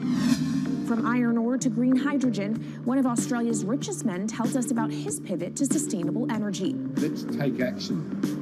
It's practical, it's implementable. Let's do it now. Plus, the hydrogen revolution. We'll speak with the CEO of Italian utilities firm Snam about his new book and how green hydrogen could be competitive within 5 years. Costs are coming down and people are waking up to the fact that it's the only way to decarbonize certain sectors. From Bloomberg's global headquarters in New York, I'm Kaylee Lines, and this is Bloomberg Green.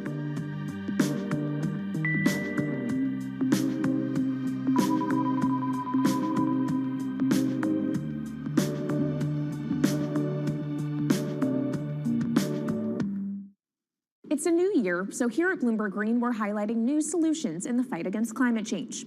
And one of those is as old as the universe itself, hydrogen.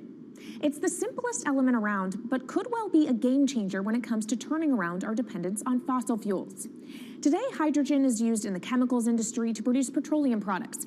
It's also starting to be used in steel production, an industry under a lot of pressure to decarbonize. But it has far more uses as well, from powering cars to heating our homes. And Bloomberg New Energy Finance sees a seismic shift in the sector in the next 10 years as green hydrogen squeezes out dirtier alternatives. So-called gray hydrogen dominates today. But as renewable electricity gets cheaper and more accessible, so will green hydrogen. In this week's edition of Bloomberg Green, we'll explore what this push into hydrogen means for tackling climate change. We'll hear from Australian billionaire Twiggy Forrest about his pivot from iron ore to hydrogen, and we'll also speak with the CEO of Italian utility company Snam about his book, The Hydrogen Revolution. But first, what are we using hydrogen for, and why does it actually matter? Christine Lee Edwards explains. Hydrogen, the most plentiful element in the universe. On Earth, we find it mostly bonded to oxygen in the form of water, or in other gases known as hydrocarbons. Hydrogen gas, H2, burns hot and clean, making it an attractive tool in the race to net zero. But isolating hydrogen from other elements is no easy task. Today, the cheapest way to do this is via chemical processes that break up natural gas. This releases a lot of carbon dioxide. Another method is to use electricity to split water molecules in a process called electrolysis. Although there is no carbon byproduct, a lot of electricity is needed. And if this power comes from burning coal or gas, it negates the zero emissions goals of using hydrogen to begin with. Hydrogen produced in this way, powered by fossil fuels, is called gray hydrogen. If carbon capture and storage is used together with fossil fuels, then it becomes blue hydrogen. If nuclear power is used, it's called pink. And finally, green hydrogen is when it's produced via electrolysis and powered from renewable sources. This method is considered emissions-free.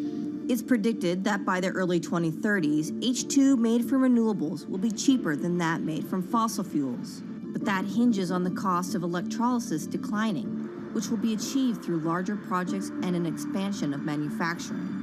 To be clear, vast amounts of H2 are already used today. Global production in 2018 totaled 117 million metric tons. This hydrogen is mostly used for its chemical properties, not as a source of energy, and very little of it is clean. Some sectors like steel could start using hydrogen for these chemical properties, replacing coal. Industries like cement and glass may also use hydrogen as a source of heat. Another advantage is its energy storage potential. It can be stored over long periods of time and used when more power needs to be added to the grid. It also could hold an advantage over batteries in heavy transport and shipping. The promise of hydrogen for energy has been around since at least 1874, when Jules Verne wrote about it in his book, The Mysterious Island. But the future of hydrogen will depend on policy. Countries with net zero targets, carbon pricing, and hydrogen strategies with investment mechanisms are likely to see the highest H2 demand.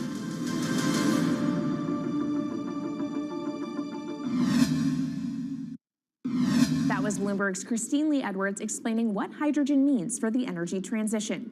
But how are businesses approaching the sector? Well, one of Australia's richest men is making a big play into hydrogen. Andrew Forrest, better known as Twiggy, made his fortune from iron ore, being the chairman, former CEO, and major shareholder in Fortescue Metals, one of the world's biggest miners. But after having made over $10 billion in profit from the metal in the last fiscal year, Twiggy wants to transform Fortescue into a clean energy company. He's been scouring the planet in search of investment opportunities in hydrogen and renewables. The firm plans to allocate up to 10% of its annual profits for green energy investments and is exploring projects across the globe, from Indonesia to Argentina. Francine Lacqua caught up with Twiggy Forrest. There's only one type of clean hydrogen, all the rest is dirty. Yeah. That is green. If you just say green hydrogen is clean, the rest is dirty, then you've actually nailed it. And, you know, anyone else who produces any other rubbish, any other argument, just look them there and say, why is global warming accelerating if anything you're saying is true?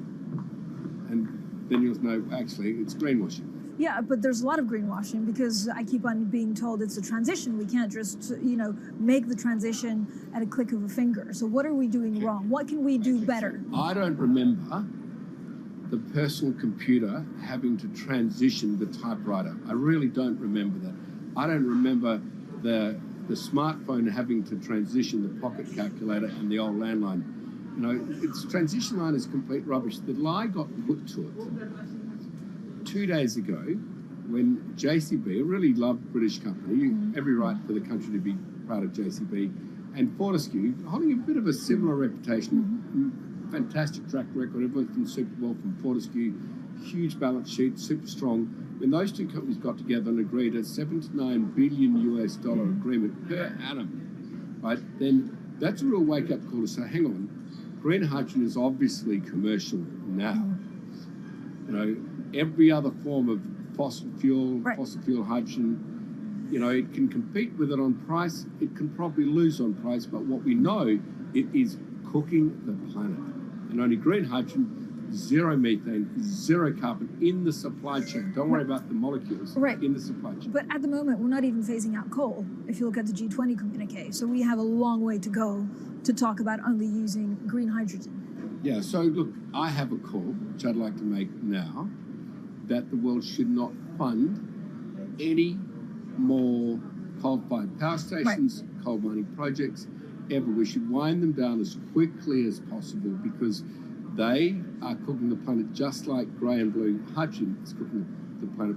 Yeah. You know, hydrogen, which is not made from renewable electricity, is releasing 10 to 16 times more carbon, let alone the methane, which is worse, than it is hydrogen. So we've just got to stop doing things which are self-harming under the guise of greenwashing. So why are leaders so slow? Even if you look at the appetite for ESG investments, they're growing exponentially, so are emissions. So where are we allocating capital?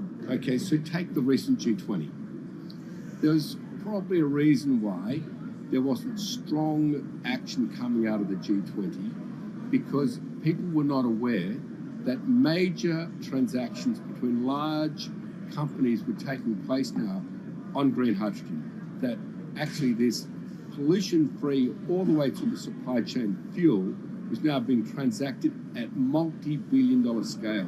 If they'd known that, I don't believe any sovereign leader or any energy minister or climate change minister could not take ultra seriously that green hydrogen is now here to stay. It's broken through. History has been made. It will never go back. Okay, what is the one thing that you would tell leaders today and business leaders? How do we transition faster than what we are now because we're at real risk of missing our targets? Oh, so that's really simple.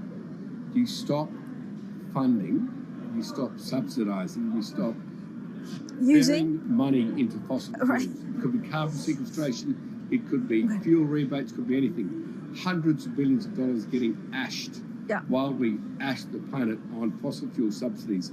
Because we haven't had that renewable electricity, we haven't had that green hydrogen, we've kind of been pushed down. It's all sorts of excuses. Oh, it'll never be commercial, it'll never be supplied in the quantities we need it, you know, blah, blah, blah. Now we know, let's take action. It's practical, it's implementable, let's do it now. Okay, if we do it now, is there going to be a shock to the energy system? Is there going to be a shock actually to economically? And is it worth, you know, not talking about transition, just going from A to B? Yeah, it's a fantastic question. A to B is the solution. Let fossil fuels do what fossil fuels do. Just burn their coal, burn their oil, burn the gas. At least they're pumping up carbon and methane into the atmosphere, honestly. Well, not that honest because they don't measure methane, which is 90 times worse than carbon. But at least the carbon is being done honestly. Encourage the green hydrogen sector to come in really fast. Okay, it's there. There's renewable power all over the world. We now know how to make electrolyzers much cheaper, like 25% of the original cost. We know how to do that now. We don't have an excuse to get into it. Does it need to be cheaper than oil and fossil fuel for it to be viable worldwide? Well, right now it is. Okay, so let's just swallow that bit of financial data. Right now it is cheaper, and it's getting more cheap. It's the only fuel you know of which is declining in value. You don't have enough of it, right, to power the world. Yes, that's only because we haven't had policies to support it. If we had policies to support it 5-10 years ago, it would be everywhere. You'd see the global warming budget start to come down. Now, we've got 5 or 10 years to make a huge difference. I need policy leaders all over the world to appreciate now, okay, big business is transacting with green hydrogen in multi-billion-dollar agreements. We now know it's here and it's here to stay. Let's spread it everywhere. Coming up on the program, the hydrogen revolution. We'll speak with the CEO of Italian utility firm Snam about his new book and why he thinks green hydrogen will be competitive in just 5 years. Plus, how are airlines working to become more sustainable? We'll look at how Airbus plans to step up in the climate fight. This is Bloomberg Green.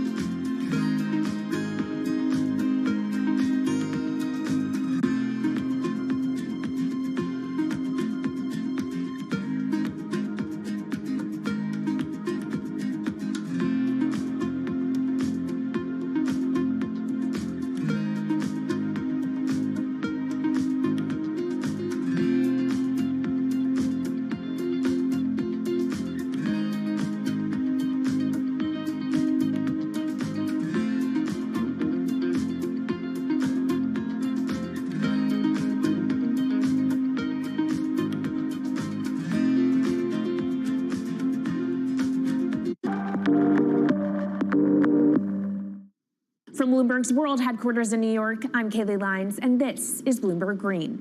What will the world look like in 2050? Will global temperatures have stabilized, electric vehicles be abundant, and solar and wind power homes around the world? According to Marco Alvera, the CEO of Italian energy company Snam, that vision of the future could be a reality. And he says that hydrogen will pave its way. As he tells it in his new book, The Hydrogen Revolution, Alvera's moment of reckoning came in November 2018 when he tasked the Snam Scenarios team with studying how Europe could reduce its CO2 emissions to zero by 2050. Looking through the results of the study, Alvera said he was struck by how much hydrogen was in Europe's energy mix by that year. Beyond the abundance of hydrogen, the Snam model also predicted that it would be the cheapest form of decarbonized energy for many sectors, and that it could be cheaper than today's prices for oil, coal, and nuclear power. Our Maria Tadeo spoke with Alvera at COP26. It's happening all very fast. We see the cost of hydrogen coming down a lot. Hydrogen will play a big role in the energy mix. I don't know if it's going to be 15 or 25% of a fully decarbonized energy system, but it's going to be big. Costs are coming down, and people are waking up to the fact that it's the only way to decarbonize certain sectors, so-called hard-to-abate sectors. And you say it's the only way and the costs are coming down. Where do you see prices moving? Because a lot of the reticence at times has to do with the pricing, that some argue, well, it's still not the cheapest option on the market.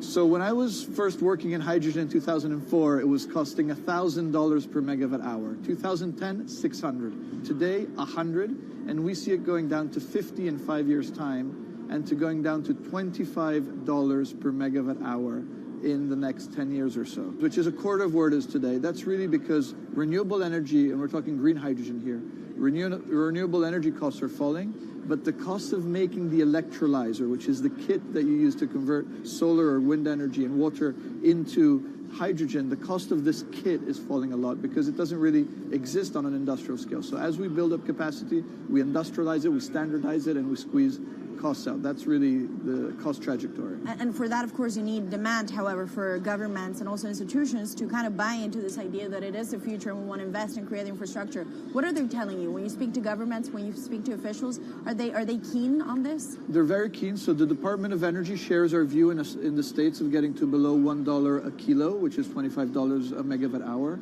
The European Union has a hydrogen strategy, which is very clear, and several member states have the same. Chile wants to export a lot of hydrogen. China's big on hydrogen. Australia's very big on hydrogen. Japan is blending already hydrogen. So I would say the world is now really focused on this because it's the only way to store energy for a long period of time economically is to convert it into either a liquid or a gas.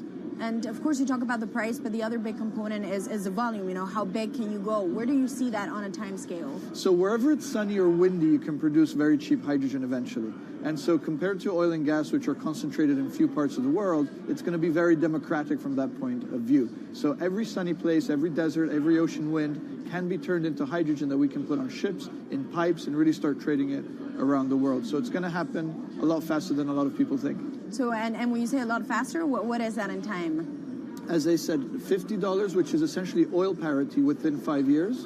And then, depending on how quickly we ramp it up after that, we could get to $25, which is coal parity before the end of the decade. And in big scale, in big scale, because once you get to coal parity, that's the only way we're going to get China and India to stop burning new coal.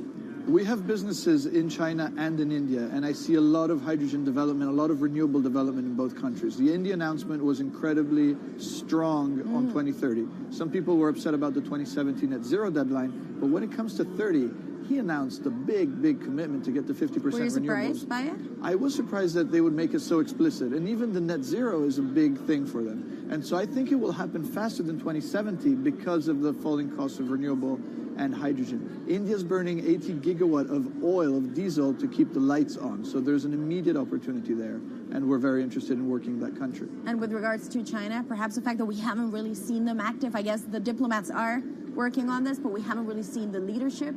It's going to be technology, it's going to be industry. I think China has committed to a net zero, which is very important. At the G20, China was clearly behind the 1.5 degrees. So I think a lot has been achieved between the G20 and COP, and I think what's really important is to see in the coming years how quick. It's in our hands to make part of this happen in 5 years, or it could otherwise happen in 15, 20 years. It's about building the project. The capital is there. We saw how many trillions of dollars are already committed. What's missing is really the projects, and that's where companies like us step in. Marco Alvera, CEO of SNAM there, speaking with our Maria Tadeo. Let's turn now to the aviation industry. It's a big contributor to global greenhouse gas emissions, and it's under pressure to change that.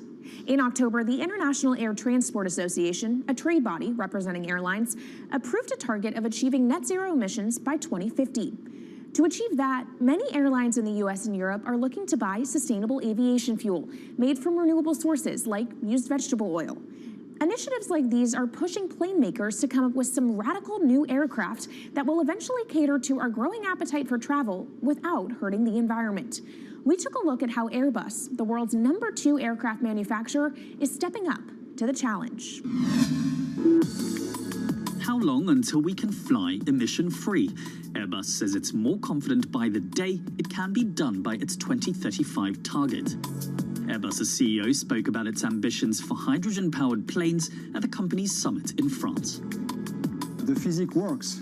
Hydrogen technologies are not new. They are used in other sectors. We use them in space on our rockets, and we don't need the laws of physics to change to be able to use hydrogen on our planes. So every day we become more confident, but we think we need to have a plane, we need to have the right fuels, the hydrogen available in the right quantity at the right place at the right time, and we need the regulations to be ready. So we really need the work and the collaboration of many people around the globe to make it happen on time. But it could be a long wait until green passenger jets go mainstream. Larger aircraft with more than 150 seats are not expected to feature globally until about 2050. That means manufacturers and airlines today are under growing pressure to ramp up short-term innovations to cut their carbon. In the long term, meeting the ambitious plans for so-called green hydrogen means building a giant industry almost from scratch. To make that happen, British airline EasyJet is among those saying governments need to get involved and fast. Aviation's emissions over the last 3 decades leading up to the pandemic grew by about 80% to over 1 gigaton, and that's projected to double by 2050. According to Bloomberg NEF, about half of the airlines with the largest global market share have set net zero targets by that same date, nearly 3 decades away.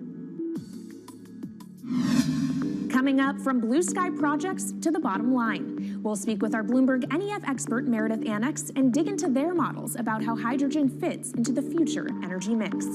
This is Bloomberg Green.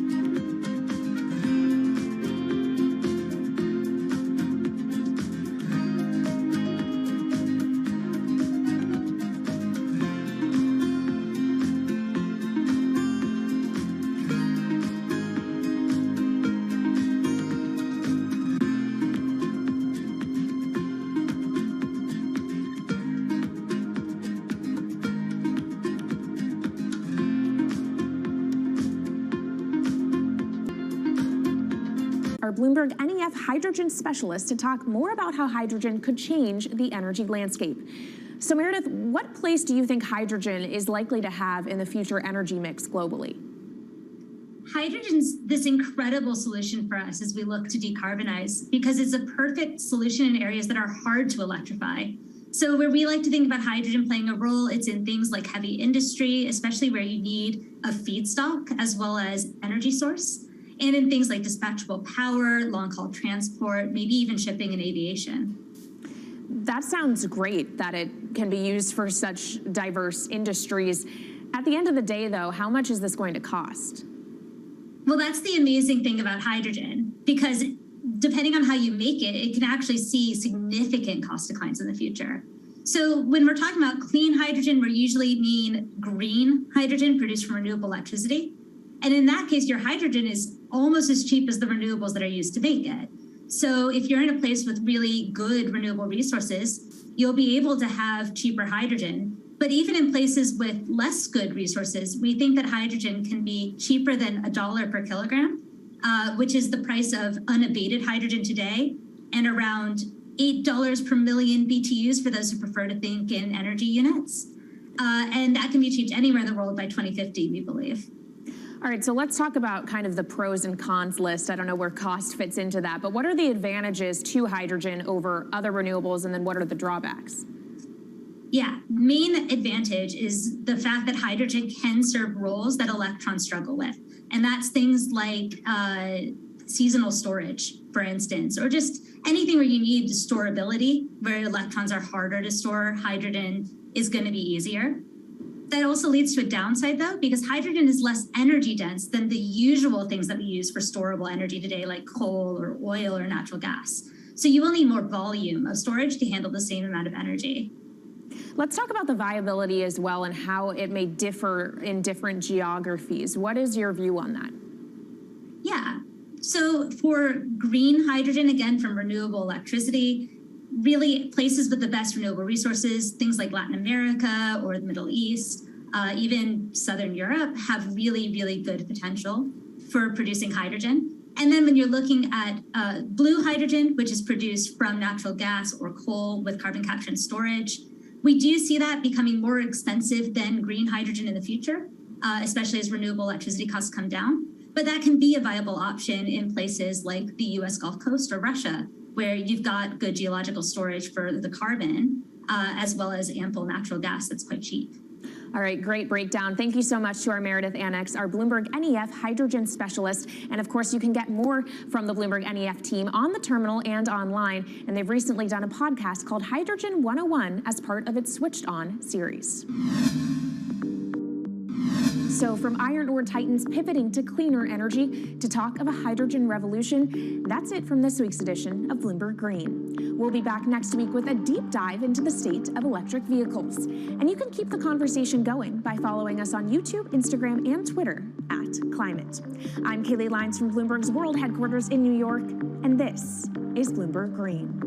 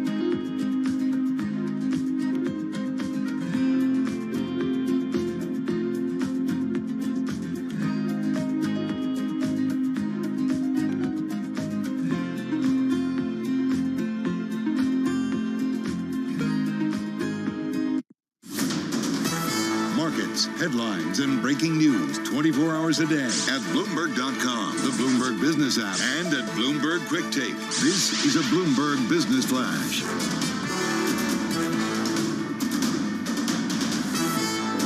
Bloomberg World Headquarters. I'm Charlie Pellet. What a week this has been. Today, the U.S. stock market is pushing higher, but to be clear, we're off session highs, but still lots of green on the screen. Stocks are rallying at the end of a chaotic week in financial markets with a little help from Fed Chair Jay Powell's reassurance that bigger Fed rate hikes would be off the table for now, even after the hot inflation readings of the past few days. S&P holding on to a 69-point gain right now, up by 1.8%. The Dow's up 252, up by 0.8%. NASDAQ up 358, a gain there of 3.2%. 10-year yield, 2.92%. Spot gold down $12 the ounce, down 0.7 at $18.09. And West Texas Intermediate crude is advancing 3.7%, holding above $110 a barrel right now, up $3.92. NASDAQ 100 index up 2.9%. Russell 2000 up 2.6%. Bitcoin up now by 3.5%. Well, the Fed does have a 2% inflation target, but how important is that number? Megan Green is with the Kroll Institute and a senior fellow at the Harvard Kennedy School. Lots of people have been saying that the Fed should be targeting 3% inflation all along anyhow. The point isn't whether it's 2, 3, or 4, it's whether it's stable or not. And so I think the glide path to that is what's most important, whether it's 2, 3, or 4%. I think the Fed, by the way, would be fine with 3 or 4% inflation by the end of the year. Unfortunately, I don't think we'll quite get there yet. Elon Musk causing chaos over his takeover offer for Twitter, first claiming that the bid was temporarily on hold, then maintaining he's still committed to the deal. Twitter shares, they are trading lower by 9.5%. Tesla shares, they're up by 5.5%. Recapping 10-year at 2.92%, S&P up 1.7%, and that's a Bloomberg Business Flash. This is Bloomberg Business Week. Insight from the reporters and editors who bring you America's most trusted business magazine, plus global business, finance, and tech news as it happens. Bloomberg Business Week with Carol Masser and Bloomberg Quick Takes Tim Stenovic on Bloomberg Radio.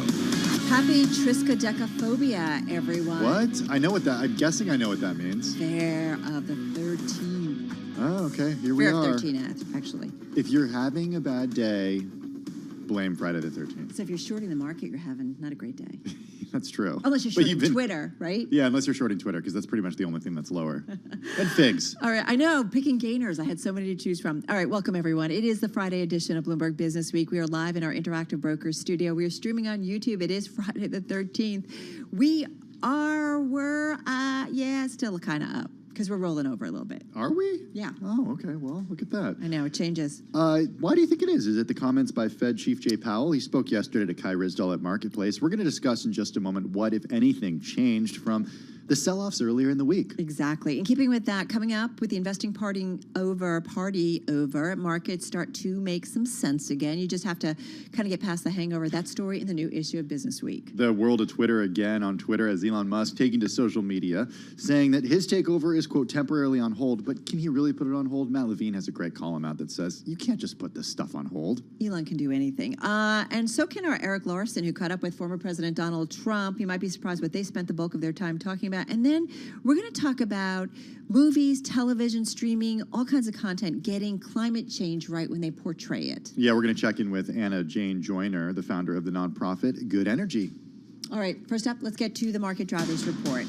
Let's get to the Friday the 13th edition of the Business Week agenda. Kriti Gupta, markets correspondent at Bloomberg News, watching out for those black cats and those ladders and those broken mirrors.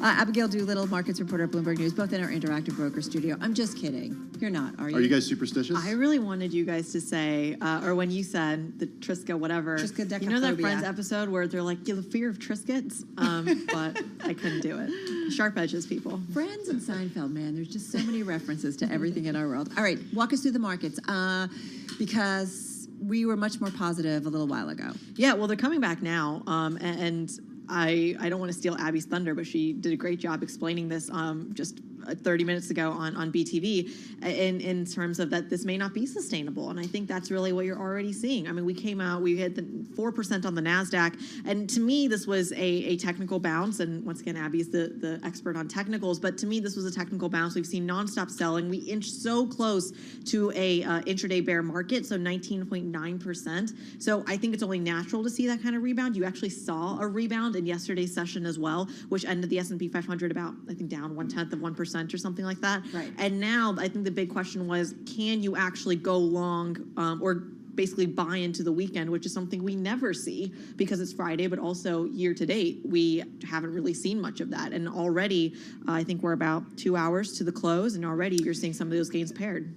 Yeah, it's one of those things, Abigail, where I look and whether we're up, down, it's like, what has really changed in the last 24 hours? How do you see it? Yeah, I think it's a lot of sentiment. And going back to Friday the 13th, we all right here and our listeners are lucky because I went to Colgate University, and Colgate's lucky number is 13. 13 founders, $13, and there's another 13 in there. So I will just add that to the mix. So I love Friday the 13th. It's called a Colgate Day, and this is a bit of a Colgate Day to some extent for stocks, but we are coming off the highs. Even so, let's face it, the NASDAQ up 2.5%. That's still pretty heady. The Golden Dragon China Index still up 6.5%. Right? Yeah, the ARC Innovation ETF still up 9.7%. It's Having its best day ever. Yeah, it's so remarkable. there is still this risk sentiment, but Is that opportunistic in your views of somebody just saying, okay, we still don't know a lot, but there's an opportunity here? Yeah, I think that this is a trade. You know, if you recall back to March, there was a break for a moment in the bearish selling, and it was a 2-week, rally. It was a tremendous rally, though. For the NASDAQ 100, it was 16%. It was led by these sorts of names, these high beta, gamey, Momo names, plus the meme stocks. They are off of their highs, but still up, 5%, 7%. Mullen Automotive is still up 15.5%. So I think you have some folks hoping for that replay. Plus, the volatility, the fear in the markets has not been there this week. The VIX remaining contained now at 30, and yields up until today had been down. Now, I think that a lot of investors probably didn't want to trust that because of all the pain, but I think that today you're seeing some, nervous dip buying earlier, a little bit headier, but to Creedy's point, we're going to the weekend. So, how long do you want to be? So it wouldn't be, who knows how we're going to end. I would be surprised if we ended down.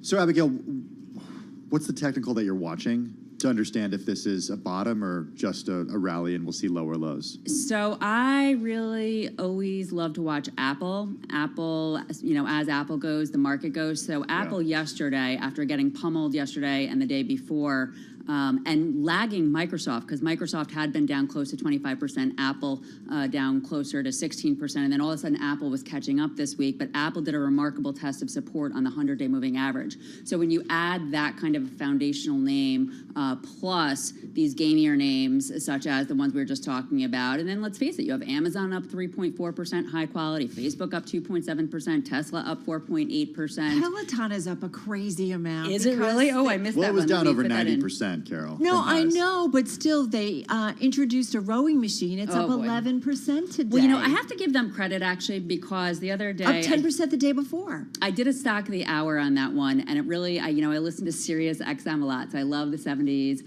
and so they always have these one-hit wonder bands coming on there. And I was thinking to myself, Peloton is sort of like a one-hit wonder because it had its... But that's nice that they're diversifying, so it makes sense that it is rallying, plus, to Tim's point, some real bottom dipping. I think we have that in Robinhood, too. That's another one that's another down one of my huge, gainers. It's kind of like, wait, what? Thanks, Sam Bankman-Fried. So, Creedy, exactly. So 30 seconds left here. I mean, how do you think about this and how the trade might, kind of evolve next week? We've got retail sales, we've got Fed speakers. Yeah, well, to me, I think it's all about the VIX.